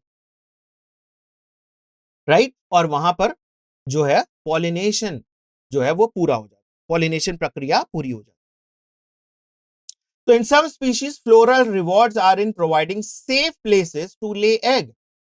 अब देखिए कुछ स्पीशीज जो रहती है कि भाई वो इंसेक्ट्स को एग ले करने के लिए भी अलाउ कर देती है। An example is the tallest flower of amorphophallus flower में जो है वो 6 फीट हाइट तक का हो सकता है, टॉलेस्ट फ्लावर। उसमें क्या करते हैं ये अपने इंसेक्ट्स को एग ले करने के लिए भी प्रोवाइड कर देते हैं। A similar relationship occurs between the species of moth and the plant yucca. Yucca is the name of plant, where both the species moth and the plant cannot complete their life cycle without each other. ना moth की पूरी life cycle पूरी होगी, ना yucca plant की पूरी life cycle पूरी होगी दोनों के बिना, क्योंकि moth क्या करता है, अपने एग को डिपॉजिट करता है ना, ओवरी लोक्यूल में, और वहीं पर जब वो विजिट कर रहा होता है, एग ले कर रहा होता है, तो पॉलिनेशन की प्रक्रिया भी पूरी हो जाती है। तो पॉलिनेशन की प्रक्रिया पूरी हो जाती है तो फर्टिलाइजेशन प्रोसेस एंश्योर हो जाता है,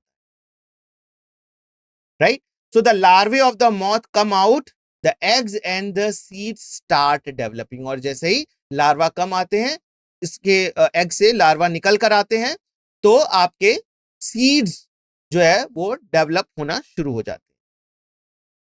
So many insects may consume pollen or the nectar without bringing about pollination. Such floral visitors are referred to as pollen, nectar and robbers. लेकिन कई बार क्या होता है कि कुछ इंसेक्ट्स जो है पॉलिनेशन भी नहीं कॉज करते और धीरे से नेक्टर को लेकर चले जाते हैं फ्लावर से। ऐसे केस में इनको कहा जाता है कि ये पॉलन या फिर नेक्टर रॉबर्स हैं। आउटब्रीडिंग डिवाइसेस, देखिए कुछ फ्लावर में क्या होता है कि कुछ ऐसे डिवाइस होते हैं जिससे कि वो क्रॉस पॉलिनेशन को फेवर कर सकते है ना। Majority of flowering plant produce hermaphrodite flower, जिसमें कि मेल और फीमेल रिप्रोडक्टिव ऑर्गन दोनों होते हैं, right. So they continue self pollination resulting in breeding depression. In breeding depression क्या होता है कि अगर बार बार फ्लावर सेल्फ पॉलिनेशन करता रहेगा तो उनमें फिर आगे चल के डिप्रेशन हो जाएगा, इन ब्रीडिंग मतलब खुद से ब्रीड वो नहीं कर पाएंगे, राइट। तो इसको क्या करना है, इसको ये अपना कुछ चेंज लाएगा। क्या चेंज लाएगा, जिससे कि ये क्रॉस पॉलिनेशन कर सके, सेल्फ पॉलिनेशन ना करके क्रॉस पॉलिनेशन कर सके।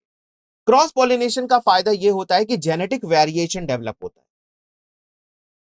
तो flower plant have developed many devices to discourage self pollination. बहुत सारे ऐसे डिवाइसेस इन्होंने डेवलप किए हैं जिससे कि जो है ये जो है सेल्फ पॉलिनेशन को डिस्करेज करें और क्रॉस पॉलिनेशन को एनकरेज करें, right. So either the pollen is released before the stigma become receptive or the stigma become receptive much before the release of pollen. अब देखिए आपका बाइसेक्सुअल फ्लावर है, उसमें मेल और फीमेल रिप्रोडक्टिव ऑर्गन दोनों हैं। मेल रिप्रोडक्टिव ऑर्गन पहले mature हो गया और फीमेल नहीं हुआ तो वहां पर तो पॉलिनेशन नहीं हो पाएगा, ठीक है। और इसी तरीके से फीमेल पहले हो गया और मेल बाद में मैच्योर हुआ तो वहां पर भी सेल्फ पॉलिनेशन नहीं होगा। तो इस तरीके से ये क्या करते हैं कि अपने मैच्योरेशन टाइम को अलग अलग कर लेते हैं। और इन कुछ स्पीशीज में देखा गया है कि एंथर और स्टिग्मा अलग अलग जगह पर पोजीशन इनकी अलग अलग हो जाती है। देखिए स्टिग्मा ऊपर चला गया, अब एंथर यहां से यहां जाने में दिक्कत होगी। ये वाले एंथर से ये वाले स्टिग्मा पे जाना आसान है और इस वाले एंथर से इस वाले स्टिग्मा पे जाना पॉलन ग्रेन का आसान। तो ये देखिए क्या हो रहा है, cross pollination, long style and short style, दो तरीके के फ्लावर इसमें डेवलप हो रहे हैं। तो both these devices prevent autogamy, ये दोनों डिवाइसेस, दोनों तरीके के डिवाइसेस अगर ऐसे डेवलप होते हैं तो ये ऑटोगेमी को नहीं होने देते, सेल्फ पॉलिनेशन को नहीं होने देते। So the third device to prevent inbreeding is the self incompatibility. ये बहुत इंपॉर्टेंट फिनोमेना।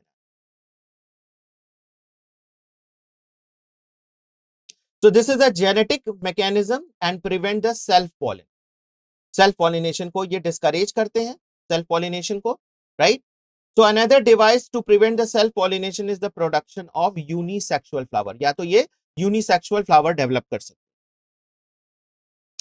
अब यूनिसेक्सुअल फ्लावर होगा जिसमें कि सिर्फ मेल फ्लावर है ना, अगर मेल फ्लावर है तो उसमें सिर्फ स्टेमन डेवलप होगा, और उसी तरीके से फीमेल फ्लावर है तो उसमें सिर्फ पिस्टल डेवलप होगा, राइट? तो ये आपके ऑटोगेमी या फिर गैटिनोगेमी को जो है वो ऑटोगेमी और गैटिनोगेमी ये दोनों को फॉलो नहीं करेंगे, वो जीनोगेमी को फॉलो करेंगे। So in several species such as papaya, male and female flowers are present on the different plant.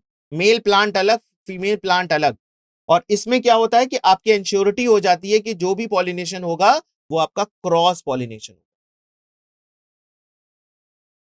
So this condition prevent both autogamy and geitonogamy, है ना? अगर आपके फ्लावर्स अलग अलग है, मेल फ्लावर अलग है, फीमेल फ्लावर अलग है, तो ये आपके ऑटोगेमी और गेटिनोगेमी को प्रिवेंट करेगा। ये 2017 और 2019 इसमें इससे रिलेटेड प्रश्न आया हुआ। पॉलन पिस्टल इंटरैक्शन, ये देखिए पॉलन पिस्टल इंटरैक्शन में क्या होता है कि pollen does not guarantee the transfer of the right type of pollen. Pollination ये गारंटी नहीं है कि पॉलिनेशन हो गया तो अब आपका फर्टिलाइजेशन होगा ही, no it is not the guarantee, right? Compatible pollen होना चाहिए। अब कंपैटिबल पॉलन क्या है ये हम समझते हैं। इस फिगर को आप बहुत ध्यान से देखिए, ये जो फिगर्स दिए हैं बहुत ध्यान से देखिए। यहां पर जो पिस्टल है ना, उसका जो है जीन देखिए क्या है, S1 S2, यहां पर भी है S1 S2 और यहां पर भी है S1 S2। अब यहां पर जो पॉलन ग्रेन इसके ऊपर आ रहे हैं वो अलग अलग जीन्स के हैं। देखिए यहां पर S1 और S2 है, और यहां जो पिस्टल है उसमें भी क्या है, S1 और S2 है। तो ये सेम टाइप ऑफ जीन है ना, सेम टाइप ऑफ जीन है। तो यहां पर ये पॉलन ग्रेन को जर्मिनेट नहीं करने देंगे, इसीलिए इसको कहा जाता है सेल्फ इनकॉम्पेटिबिलिटी। अगर अपने ही जैसा जीन होगा तो वो इनकम्पैटिबल है, वो पॉलन ग्रेन को जर्मिनेट नहीं करने देंगे किसी न किसी मैकेनिज्म के द्वारा।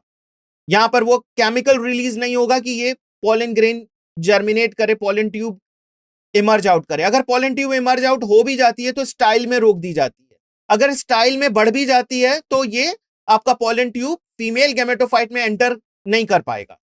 चलो कर भी जाता है तो फंक्शनल एम्ब्रियो नहीं बनेगा, राइट? तो ये किसी न किसी मैकेनिज्म से जो है इसको फर्टिलाइज नहीं होने देंगे।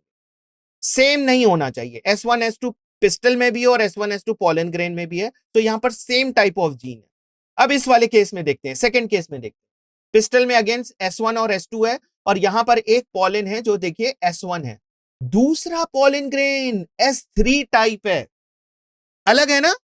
जो पिस्टल है उससे पॉलन ग्रेन का जो जीन है वो अलग है, S3 है।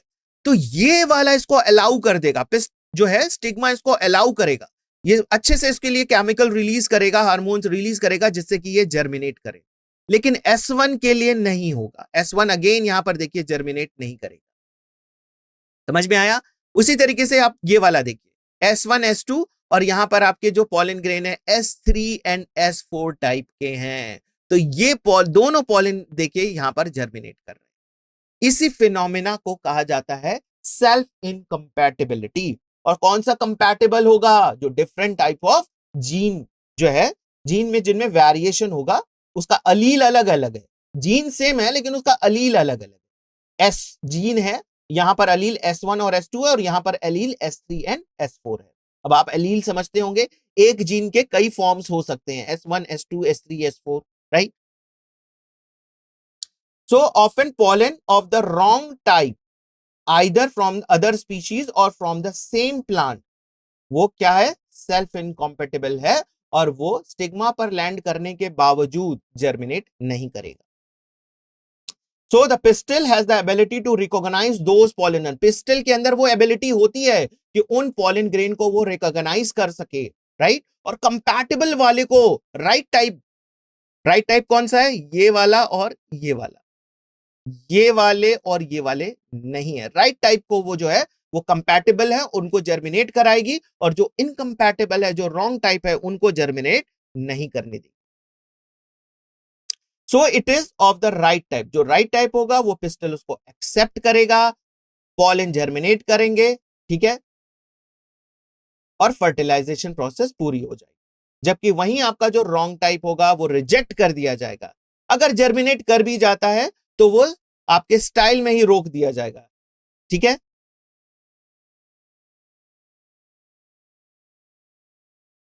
So the ability of the pistil to recognize the pollen followed by the acceptance or rejection, ये आपका बहुत इंपॉर्टेंट फिनोमेना है।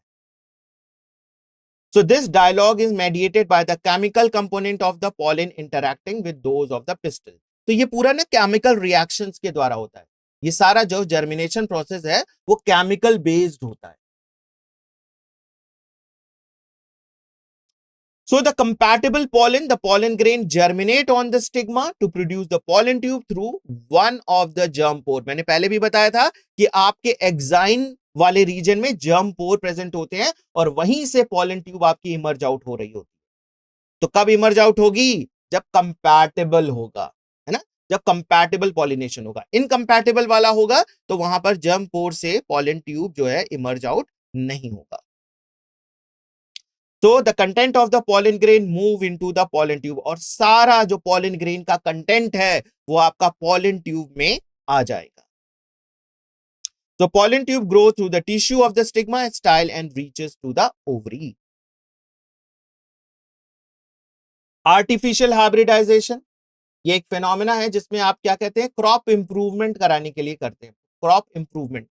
आर्टिफिशियल हाइब्रिडाइजेशन में क्या करते हैं, आपने मेल फ्लावर को लिया, आपका बाइसेक्सुअल फ्लावर है, मेल और फीमेल है, तो आपको एक फ्लावर को पहले मेल बनाना होगा, उसके फीमेल रिप्रोडक्टिव पार्ट को आप कट कर सकते हैं, राइट। उसी तरीके से आपको एक फ्लावर को फीमेल बनाना होगा। फीमेल बनाने का मतलब है कि उसके एंथर्स सारे रिमूव करने पड़ेंगे, राइट, ठीक है। और एंथर्स रिमूव करने के बाद क्या करेंगे, आप अपने जो नॉन एंथर्स थे, जो मेल था, उससे पॉलन ग्रेन ब्रश से लेंगे, और जो आपका स्टिग्मा है जिसमें कोई आपने सारे फ्लावर एंथर को रिमूव कर दिया है, उसके स्टिग्मा पे उस ब्रश से पॉलन ग्रेन को आप डस्ट कर देंगे और इसके ऊपर फिर बैगिंग कर देंगे। तो ये जो है आपका पहला पार्ट था इमैस्कुलेशन। इमैस्कुलेशन क्या होता है कि जब आप एंथर को हटाते हैं, देखिए यहां से एंथर को हटाया जा रहा है ना, सिजर्स के द्वारा कट करके, तो उसको फीमेल फ्लावर बना गया, उसके पिस्टल को नहीं कट कर रहे हैं, उसके एंथर्स को कट कर रहे हैं। इस प्रोसेस को इमैस्कुलेशन कहते हैं। और वहीं जब आप पॉलिनेशन कर देते हैं, आर्टिफिशियल पॉलिनेशन कर देते हैं, तो उसको हम बैग से घट जो है वो प्लास्टिक बैग से कवर अप कर देते हैं। इसलिए कवर अप करते हैं कि फर्दर कोई दूसरा पॉलन ग्रेन बाहर से आके उसको कॉन्टामिनेट ना करे, ठीक है। तो ये मैंने आपको बता दिया, और ये देखिए बैगिंग टेक्निक यहां पे रिप्रेजेंट की। So when the stigma of the bagged flower attain receptivity, the mature pollen grain, तो आपको इंश्योरिटी हो गई यहां पर बैगिंग करने से कि मैं जो आपने आर्टिफिशियली जो है पॉलन ग्रेन को वहां पर डस्ट कराया था स्टिग्मा के ऊपर, उसी से जो है वो डेवलपमेंट हो रही है, उसी से फर्टिलाइजेशन हुआ है, उसी से सीड्स का डेवलपमेंट हुआ, सेट सीड जो सेटिंग हुई है उसी पॉलिनेशन के थ्रू हुई, right. So if the female parent produces unisexual flowers, there is no need for emasculation. लेकिन अगर आपका यूनिसेक्सुअल फ्लावर है। यूनिसेक्सुअल फ्लावर का मतलब मेल फ्लावर अलग और फीमेल फ्लावर अलग है, तो वहां पर आपको इमैस्कुलेशन नहीं करना है। आपको बाइसेक्सुअल फ्लावर में जो है वो इमैस्कुलेशन करने की जरूरत होती है। और क्यों होती है? क्यों हम एंथर कट करके निकाल के फीमेल फ्लावर बना रहे हैं? क्योंकि आपने बाहर से एंथर डस्ट किया है। हो सकता है कि अगर आप बैक कर दे तो पहले से जो एंथर प्रेजेंट है उससे भी पॉलन ग्रेन उसके ऊपर आ जाए, राइट? तो इसलिए हम एंथर को पहले से ही कट करके हटा देते हैं और उस पर्टिकुलर फ्लावर को फीमेल बनाते हैं बाइसेक्सुअल फ्लावर के केस में। So female flower buds are bagged before the flowers open.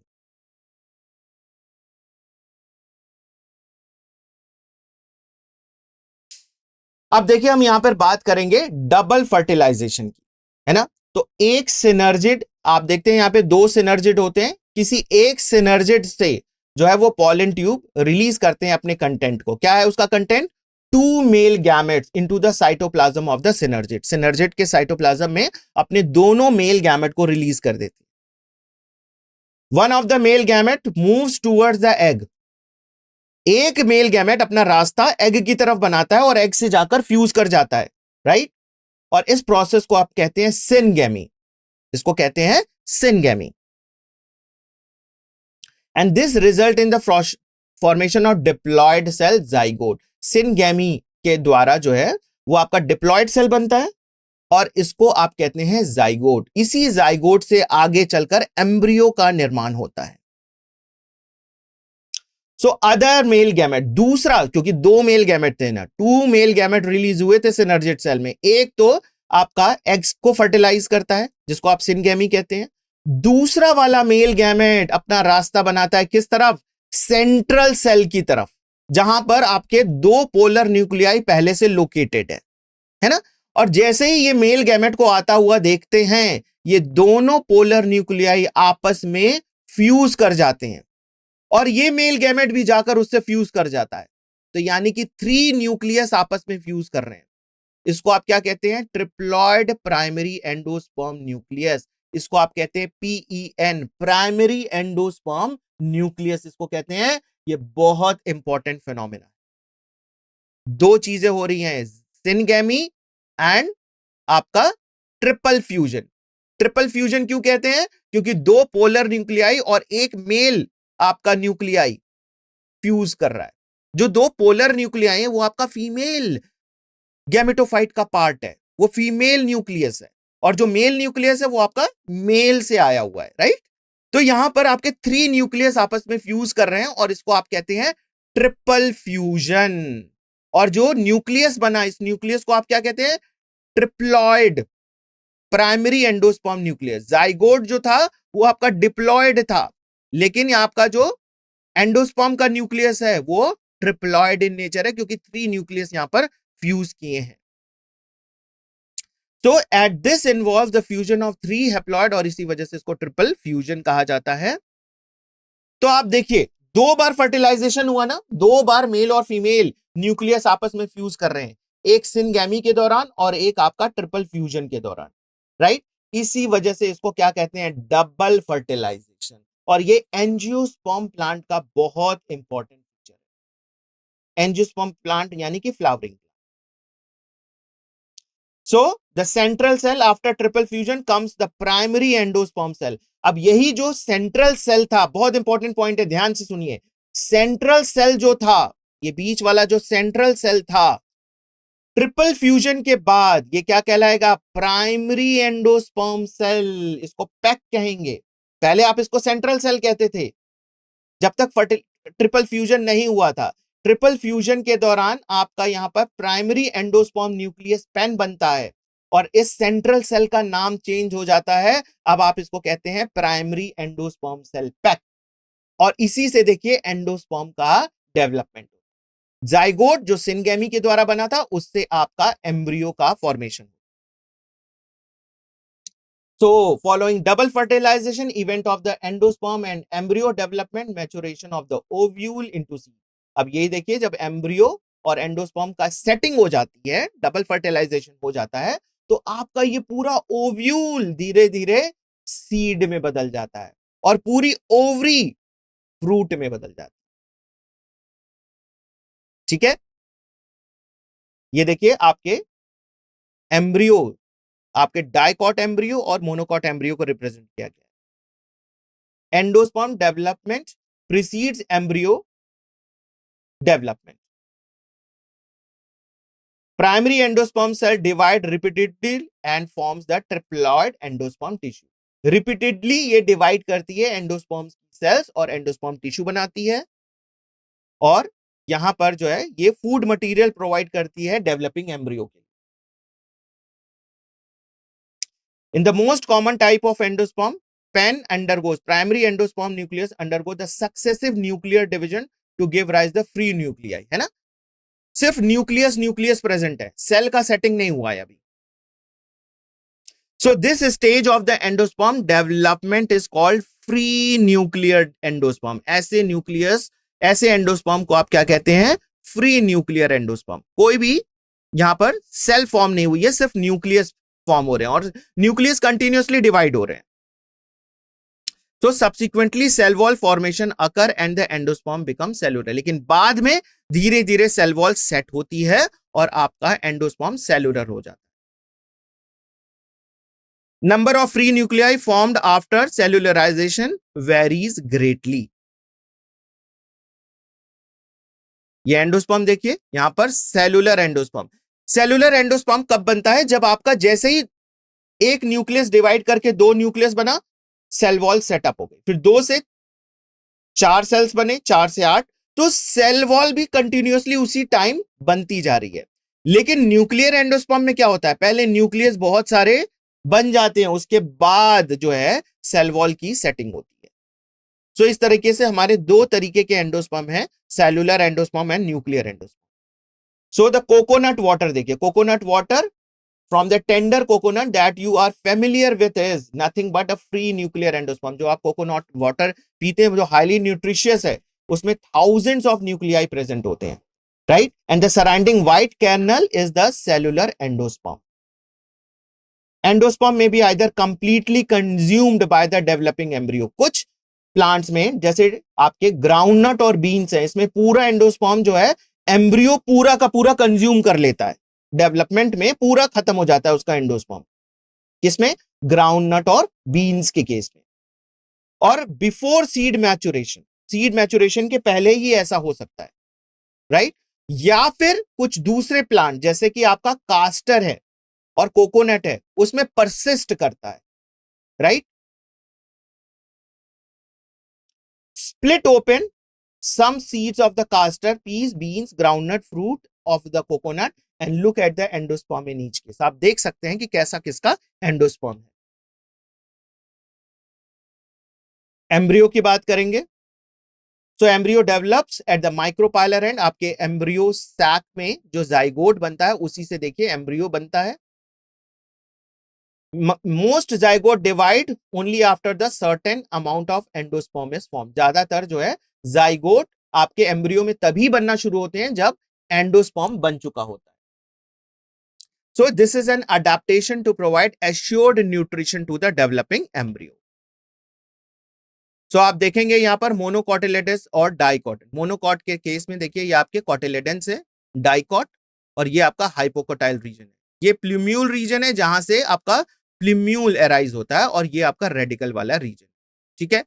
Monocot के केस में देखिए ये आपका रेडिकल पार्ट है। रेडिकल जो है वो आपके शीथ लाइक कवरिंग से कवर्ड होता है जिसको आप कोलियोराइजा कहते हैं, और वहीं आपका शूट एपेक्स है यानी कि प्लूम्यूल वाला पार्ट है वो आपका शीथ से प्रोटेक्टेड होता है जिसको आप कोलियोप्टाइल कहते हैं। Coleorhiza and coleoptile. Coleorhiza root cap को प्रोटेक्ट करता है और शूट एपेक्स को कोलियोराइजा प्रोटेक्ट करता है। यहां पर आप सिंगल कॉटिलेडन देखते हैं जिसको आप स्कूटेलम कहते हैं मोनोकॉट के केस में, ठीक है। zygote give rise to the pro-embryo and subsequently the globular heart-shaped mature embryo। पहले pro-embryo बनता है और फिर heart-shape का mature embryo बनता है। A typical dicotyledonous embryo consists of the embryonal axis and 2 cotyledons। तो ये पूरा इसका embryonal axis है और ये इसके 2 cotyledons हैं। तो यहां पर आप देख सकते हैं प्लूम्यूल जो कि स्टेम के टिप को रिप्रेजेंट करता है at the time of germination. ये रीजन मैंने आपको बता दिया है, ये सारे पॉइंट्स, तो इसको मैं जो है स्किप करता हूं। ये स्कूटेलम आप देखो, ध्यान रखना कि ग्रास फैमिली में कॉटिलेडन को स्कूटेलम कहा जाता है मोनोकॉट के केस में, ठीक है। मैंने कोलियोराइजा भी आपको बताया था। The portion of the embryonal axis above the level of attachment of the scutellum is the epicotyl. An epicotyle has a shoot apex and a few leaf primordia enclosed in a hollow foliar structure, hollow foliar structure that is called as coleoptile. अब हम बात करेंगे seed की। Seed आपके जो है वो दो तरीके के होते हैं, और ये हमारे सीड जो है वो सेक्सुअल रिप्रोडक्शन का फाइनल प्रोडक्ट है, जो कि ओव्यूल से बना है। Ovule changes to seeds. और सीड कहां प्रेजेंट होते हैं? फ्रूट्स के अंदर, राइट। सीड्स के कुछ पार्ट्स होते हैं, जैसे कि सीड कोट है, कॉटिलेडन है, और उसका embryonal axis. Cotyledon of the embryo are simple structure. जो कॉटिलेडन्स होता है वो काफी सिंपल स्ट्रक्चर होता है, थिक होता है, राइट, और फूड रिजर्व को स्टोर करके रखता है, जैसे कि लेग्यूम प्लांट। मैच्योर सीड में भी नॉन एल्ब्यूमिनस और एक्स एल्ब्यूमिनस, यानी कि उसका सारा एल्ब्यूमिन जो है वो यूज कर लिया गया। Non albuminous seeds have no residual endosperm as it is completely consumed. उसका सारा जो है एम्ब्रियो ने यूज कर लिया है एंडोस्पर्म को, जैसे कि पी और ग्राउंडनट के केस में। एल्ब्यूमिनस सीड जो रिटेन करता है एंडोस्पर्म को, जैसे कि व्हीट, मेज और बार्ली एंड कास्टर।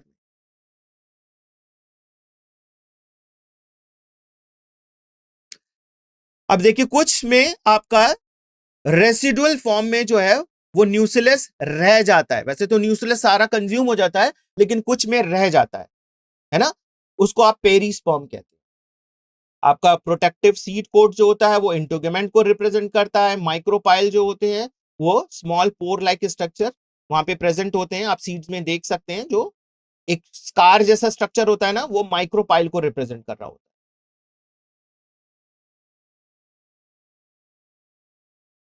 तो सीड में देखिए डोरमेंसी होती है। एम्ब्रियो जो होता है वो डोरमेंट कंडीशन में होता है जब तक कि उसको एडुकेट कंडीशन नहीं मिलती है ना। जैसे ही adequate condition, moisture, oxygen, suitable temperature मिलता है, वो जर्मिनेट करना शुरू कर देता है।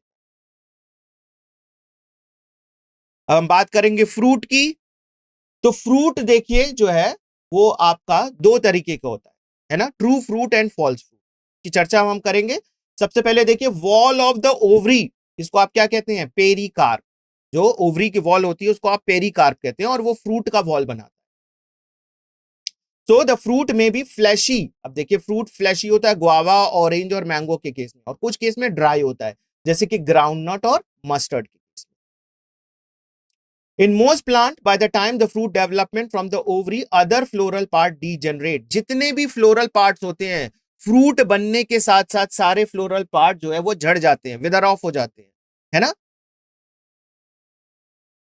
And however, in few species such as apple, strawberry, cashew, etc., the thalamus also contribute to the fruit formation। यहां पर जो है ओवरी जो है, ओवरी जो है वो फ्रूट का फॉर्मेशन नहीं कर रहा है, वो यहां पर थैलमस, जिससे कि ओवरी अटैच होती है, वो आपका फ्रूट का फॉर्मेशन कर रहा है। कौन कौन? Apple, strawberry and cashew.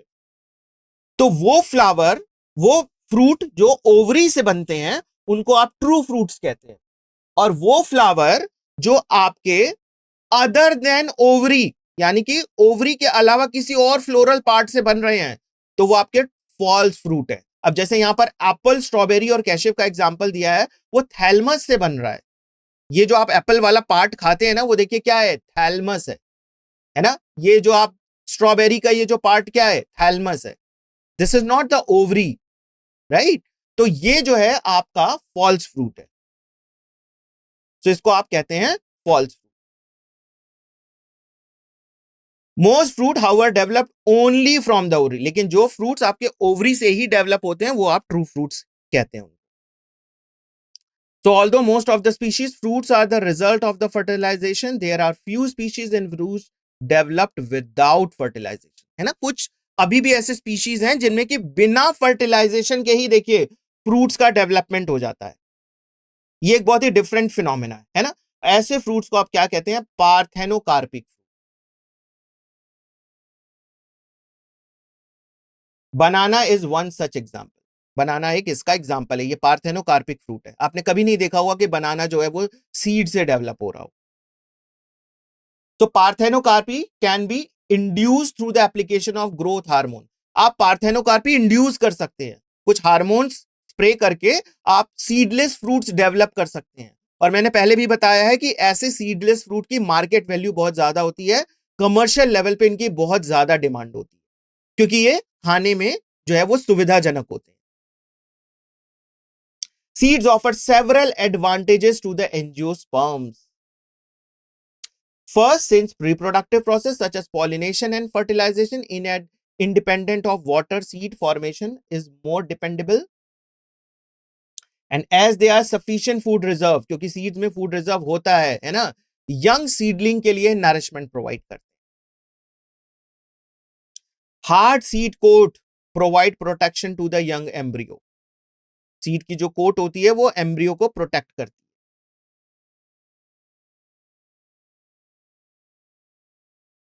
Dehydration and the dormancy of the mature seeds are crucial for the storage of seeds. आपको सीड स्टोरेज करने के लिए ये इंश्योरिटी चाहिए कि डिहाइड्रेशन होना ही चाहिए. अगर वाटर रहेगा सीड में तो उसमें फंगस या फिर बैक्टीरियल ग्रोथ हो सकती है, राइट? तो सीड को स्टोर करने से पहले उसको डिहाइड्रेट करना बहुत इंपॉर्टेंट है. In a few species seeds lose viability within a few months. कुछ मंथ्स के बाद ही देखिए वो अपनी वायबिलिटी को खो देते हैं. So seeds of large number of species live for several years. जबकि ज्यादातर स्पीशीज में जो सीड्स होते हैं वो कई सालों तक एज इट इज रह सकते हैं, वो डॉर्मेंट कंडीशन में रहते हैं, अनलेस कि उसको फेवरेबल कंडीशन मिले. तो some seeds can remain alive for 100 of years. There are several records for very old and yet viable seeds. देखिए ओल्डेस्ट है आपका लुपीन या लुपिनस आर्क्टियस आर्क्टिकस, जो एक्सकेवेट किया गया था आर्कटिक टुंड्रा से. कब एक्सकेवेट किया गया था? 10,000 ईयर्स, है ना, 10,000 ईयर्स पहले. So a recent record 2,000 years old viable seed is one of the date palm Phoenix dactylifera discovered during the archaeological excavation at the King Herod's place near the Dead Sea. अब देख सकते हैं 2000 वर्ष पुराना viable seed phoenix डेक्टाइलीफेरा का मिला, यानी कि वो कितने सालों तक डॉर्मेंट कंडीशन में रहा, राइट? अब हम बात करेंगे एपोमिक्सिस और पॉलीएम्ब्रियोनिक. So although seeds are general are products of the fertilization, a few flowering plants such as some species of Asteraceae and grasses have evolved special mechanism to produce seeds without fertilization. देखिए ये कुछ ऐसे family का नाम लिया गया है जैसे कि Asteraceae है ना, और ग्रासेस, मोनोकॉट के जो ग्रासेस होते हैं उनमें बिना फर्टिलाइजेशन के ही सीड का डेवलपमेंट हो जाता है. उस प्रोसेस को कहा जाता है एपोमिक्सिस. तो apomixis is a form of asexual reproduction. वो मिमिक करता है, कॉपी करता है, दिखाता है, दिखावा करता है कि उसके अंदर सेक्सुअल रिप्रोडक्शन हो गया है, लेकिन एक्चुअल में सेक्सुअल रिप्रोडक्शन नहीं हुआ है. वो एसेक्सुअल मोड ऑफ रिप्रोडक्शन को फॉलो कर रहा है, लेकिन वो मिमिक करता है sexual reproduction. So there are several ways of development of apomictic seed. इसमें देखिए डिप्लॉयड एग बिना रिडक्शन डिवीजन के ही एम्ब्रियो का फॉर्मेशन कर लेता है और उसमें फर्टिलाइजेशन नहीं हुई है, लेकिन वो एग डिप्लॉयड है. साइट्रस मैंगो में आप देखा गया है कि न्यूसिलर की जो सेल्स, न्यूसिलस की जो सेल्स होती हैं वो डिप्लॉयड होती हैं एम्ब्रियो से. जो आपका ओव्यूल है ना, वो डेवलप कर जाता है आपके एम्ब्रियोज में. तो in such species ovule contain many embryos. आप देख सकते हैं पॉली एम्ब्रियोन, बहुत सारे embryo develop. So occurrence of more than one embryo in a seed is referred to as polyembryon. अब यहां पर कुछ टिक्स एंड ट्रिप्स हैं. Multi carpellary syncarpous, gynoecium, पेपेवर and hibiscus का एग्जाम्पल है.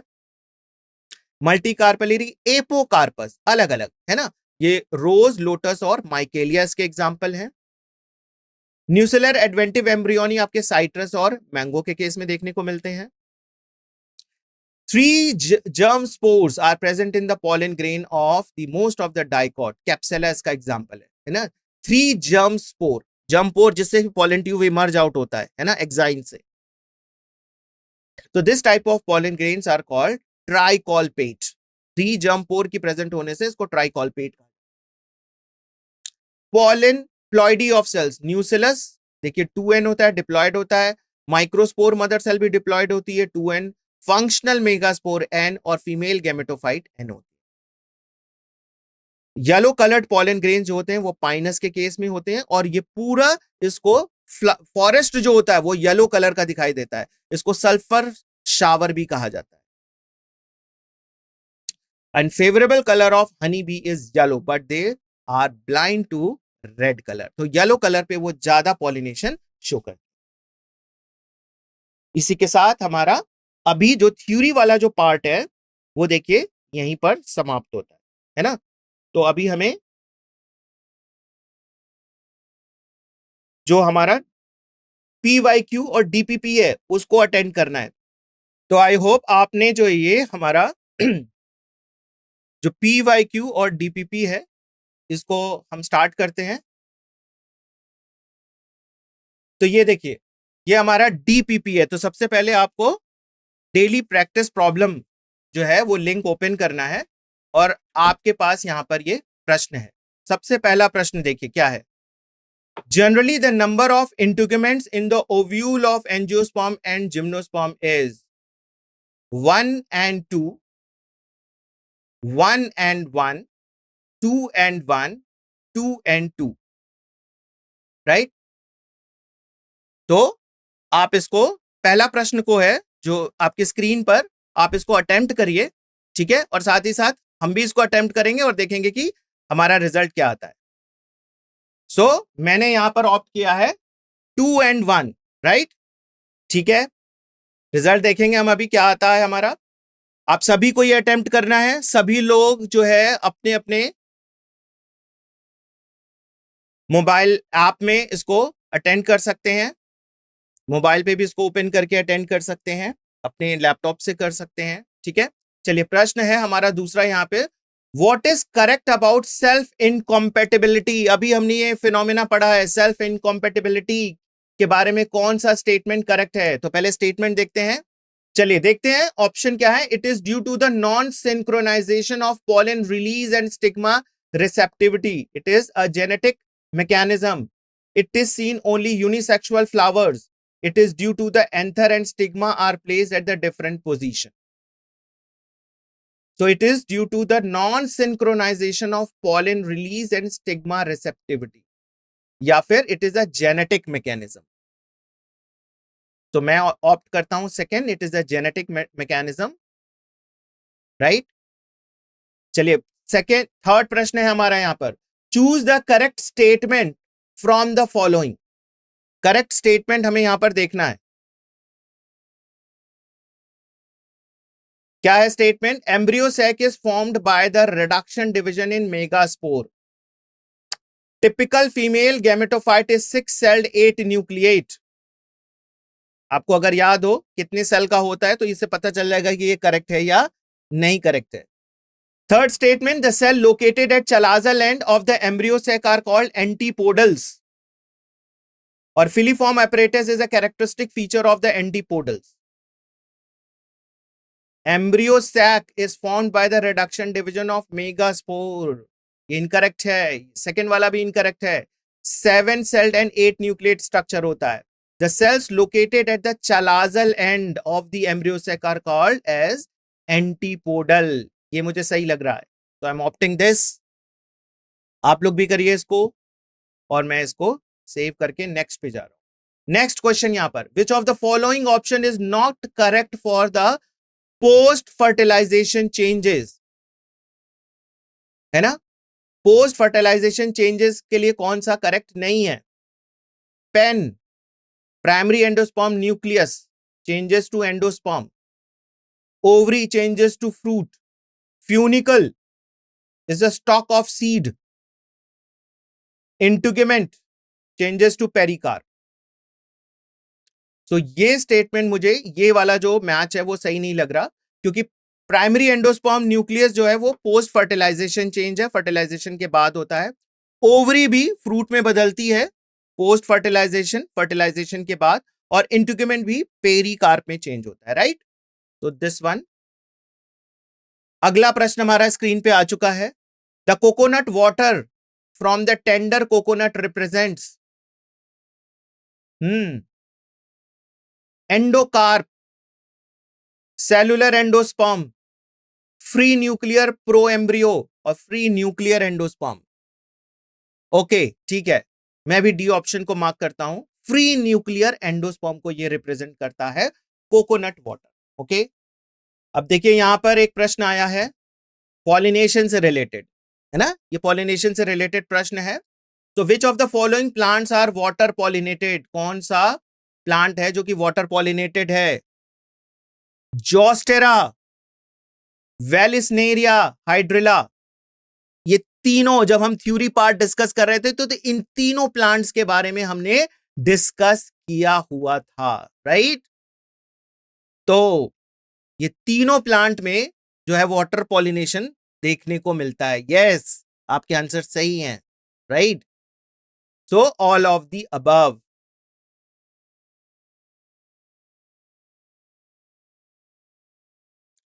अगला प्रश्न, one advantage of cleistogamy is. अब क्लिस्टोगैमियन आपको याद होगा, क्लिस्टोगैमस फ्लावर एंड चेस्मोगैमस फ्लावर, दो तरीके के फ्लावर होते हैं, है ना। कॉमेलाइना में एग्जाम्पल भी मैं आपको बता दे रहा हूं, कॉमेलाइना में। तो किस में होता है one advantage of cleistogamy? Cleistogamy flower का क्या एडवांटेज है? First, it leads to greater genetic diversity, seed dispersal is more efficient and widespread, seed set is not dependent on pollinators, each visit of a pollinator result in the transfer of hundreds of pollen grain। तो आप इसका answer दीजिए chat box में, और अपने जो है app में भी इसको जो है आप इसको सॉल्व करिए। C, seed set in dependent on pollinators, seed set is not dependent on pollinators. चलिए मैं इसको ऑप्ट करता हूं। अब ये देखिए यहां पर एक match the column type of question आ गया है, right. Match the column type of question है। तो हमारे प्लांट है और एजेंट ऑफ पॉलिनेशन यहां पर दिए गए हैं, ऐसे प्रश्न आ सकते हैं एग्जामिनेशन में, इसीलिए देखिए ये डीपीपी में यहां पर प्रश्न है। पहला है याका, सेकंड है रोजेस, थर्ड है जियामेज एंड फोर्थ है जोस्टेरा। एजेंट ऑफ पॉलिनेशन में देखते हैं क्या आइटम्स है। A wind, B water, C moth and D insect, right. So आप इसको मैच करेंगे। याका याद होगा आपको किससे होता है? ओके, यस, मॉथ से, ठीक है। और आपका जो जोस्टेरा अभी हमने देखा था वाटर से पॉलिनेटेड होता है। सो फोर्थ का बी है, ये फोर्थ का बी, फर्स्ट का सी है, आपने सही बताया। जियामेज विंड से होता है ना। तो आपका थर्ड ए हो गया, और रोजेस जो है वो आपके इंसेक्ट से पॉलिनेट होते हैं। तो सेकेंड ऑप्शन इज करेक्ट मेरे हिसाब से, और इसको मैं सेव करके नेक्स्ट क्वेश्चन पे जाता हूं। सो बहुत इंपॉर्टेंट प्रश्न है ये हमारा। Exine of pollen contain large amount of, जो हमारा एक्साइन होता है ना, लार्ज अमाउंट ऑफ क्या कंटेन करता है? Lecithin, sporopollenin, lignin, suberin. So correct answer आपका option, yes, B option, sporopollenin. बहुत इंपॉर्टेंट प्रश्न होगा इससे, ये इससे रिलेटेड प्रश्न कई बार एग्जामिनेशन में आए हैं, राइट।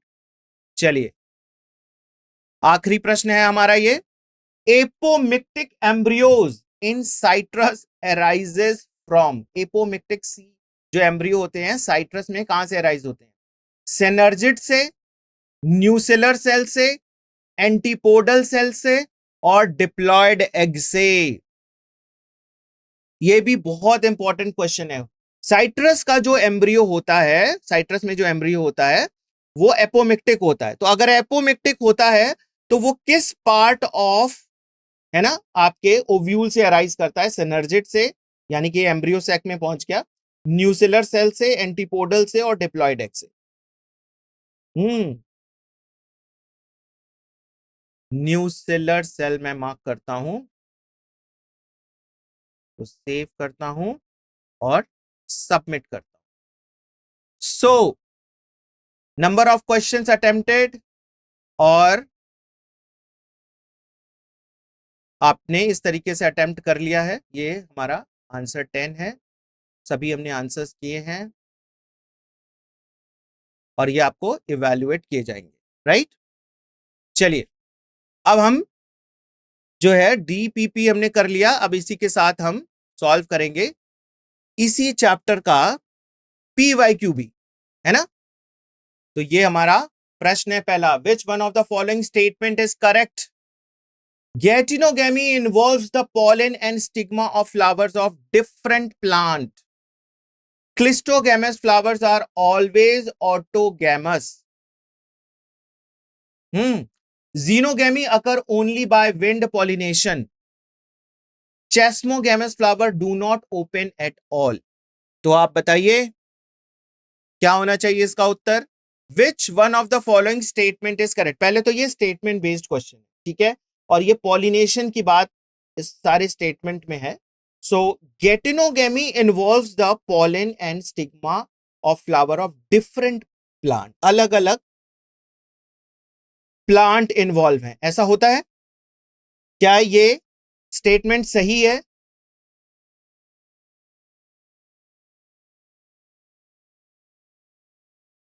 आप सभी आई होप पीवाईक्यू वाले सेक्शन में आ चुके होंगे। तो यहां पर है which one of the following statement is correct. Correct statement कौन सा है? देखिए, गेटिनोगेमी जो होता है वो सेम प्लांट होता है और दो फ्लावर होते हैं, उसमें बीच में पॉलिनेशन होता है, तो डिफरेंट प्लांट नहीं है। तो हमारा पहला statement incorrect. Cleistogamous flowers are always autogamous. Cleistogamous flowers जो होते हैं वो खिलते नहीं है ना, वो क्लोज्ड होते हैं। तो यहां पर आपका ऑटोगैमस होता है, मतलब सेल्फ पॉलिनेशन होता है। सो ये स्टेटमेंट मुझे करेक्ट लग रहा है। आगे के भी स्टेटमेंट देखते हैं। Xenogamy occur only by wind pollination. Sorry, xenogamy का मतलब होता है क्रॉस पॉलिनेशन, तो सिर्फ विंड के थ्रू यहां पर पॉलिनेशन नहीं हो सकता, आपके इंसेक्ट भी इन्वॉल्व हो सकते हैं क्रॉस पॉलिनेशन की प्रक्रिया में। तो ये स्टेटमेंट इनकरेक्ट हो जाता है। Chasmogamous flower do not open at all, ये बिल्कुल इनकरेक्ट स्टेटमेंट है, क्योंकि चेस्मोगैमस फ्लावर जो होते हैं वो ब्लूम करते हैं, वो खिलते हैं, ठीक है। तो मैं इसको ऑप्ट करता हूं और नेक्स्ट प्रश्न पे पहुंचते हैं हम। Wind pollination is common in, wind pollination आपको किस में आपको कॉमनली देखने को मिलता है? Legumes, lilies, grasses, orchids. Grasses, right.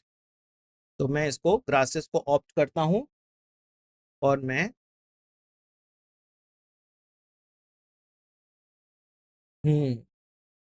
अगला प्रश्न बहुत इंपॉर्टेंट है हमारा। pollen grains can be stored by the several years.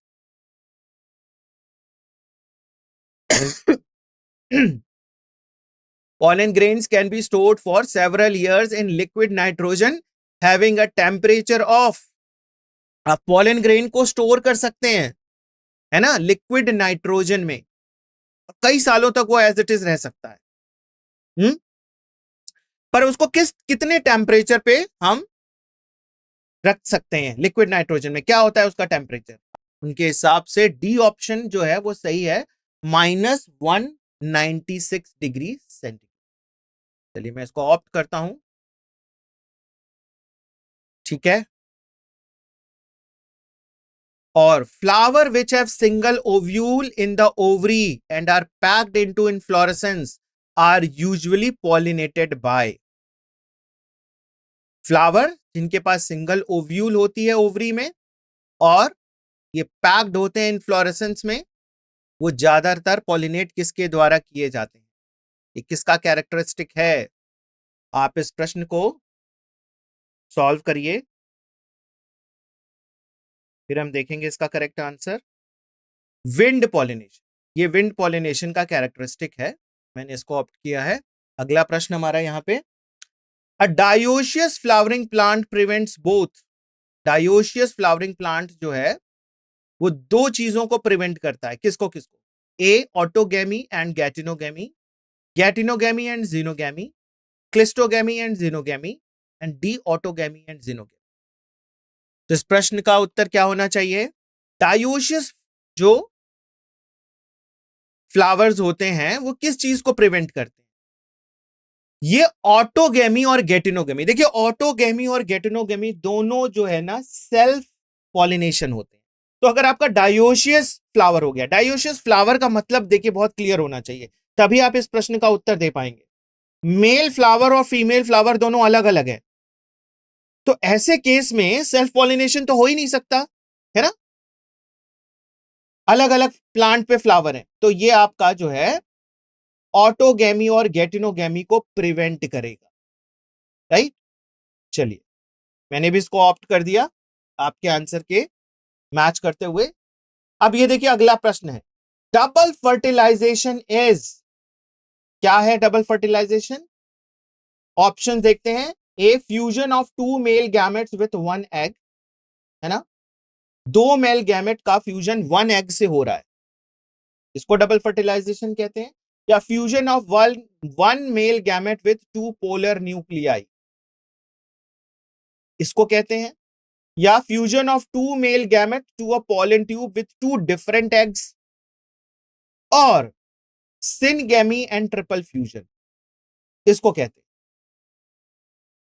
देखिए डबल फर्टिलाइजेशन उसको हम कहते हैं कि एक फर्टिलाइजेशन हुआ जो कि आपका सिनगेमी रिप्रेजेंट करता है, और दूसरा जो है वो ट्रिपल फ्यूजन हुआ, ठीक है? दोनों को मिलाकर हम कहते हैं कि ये double fertilization, syngamy and triple fusion. Yes, option D is correct. चलिए, मैंने भी इसको ऑप्ट कर दिया। अगला प्रश्न हमारा है, persistent nucellus in the seed is known as. अगर आपका न्यूसिलस परसिस्ट कर रहा है सीड में, तो इसको आप क्या कहते हैं?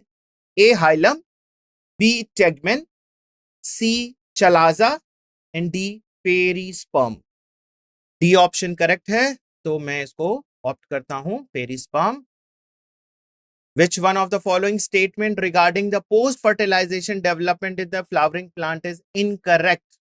पोस्ट फर्टिलाइजेशन डेवलपमेंट में कौन सा स्टेटमेंट इनकरेक्ट है? Central cell develop into endosperm, ovule develops into embryo sac, ovary develops into fruit, and zygote develops into embryo. आपको बताना है कौन सा स्टेटमेंट इनकरेक्ट।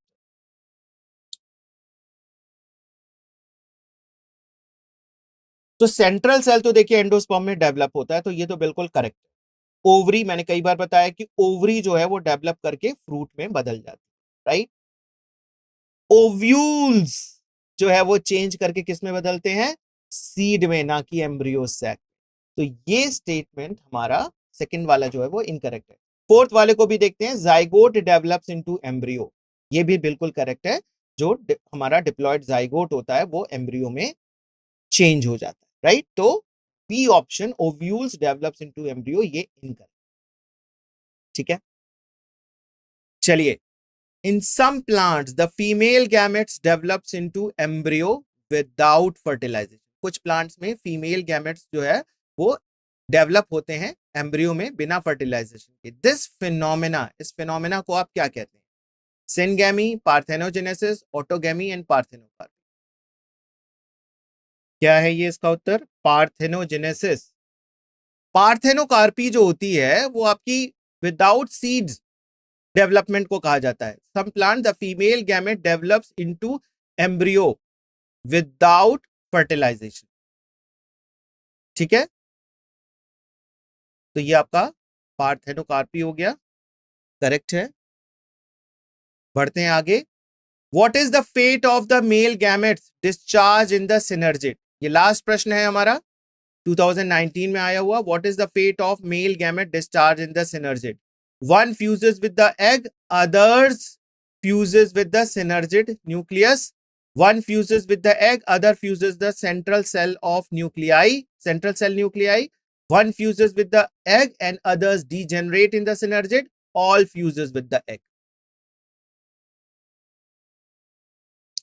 So इस प्रश्न का आप उत्तर दीजिए और फिर हम इसको सबमिट करेंगे.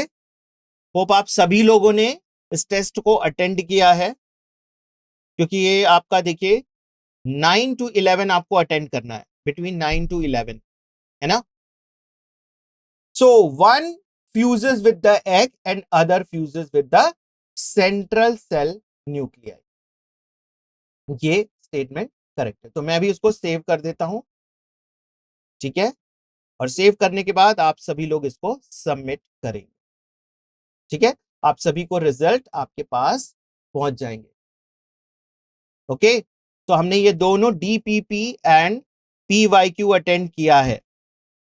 So thank you very much for attending today's session. Thank you very much.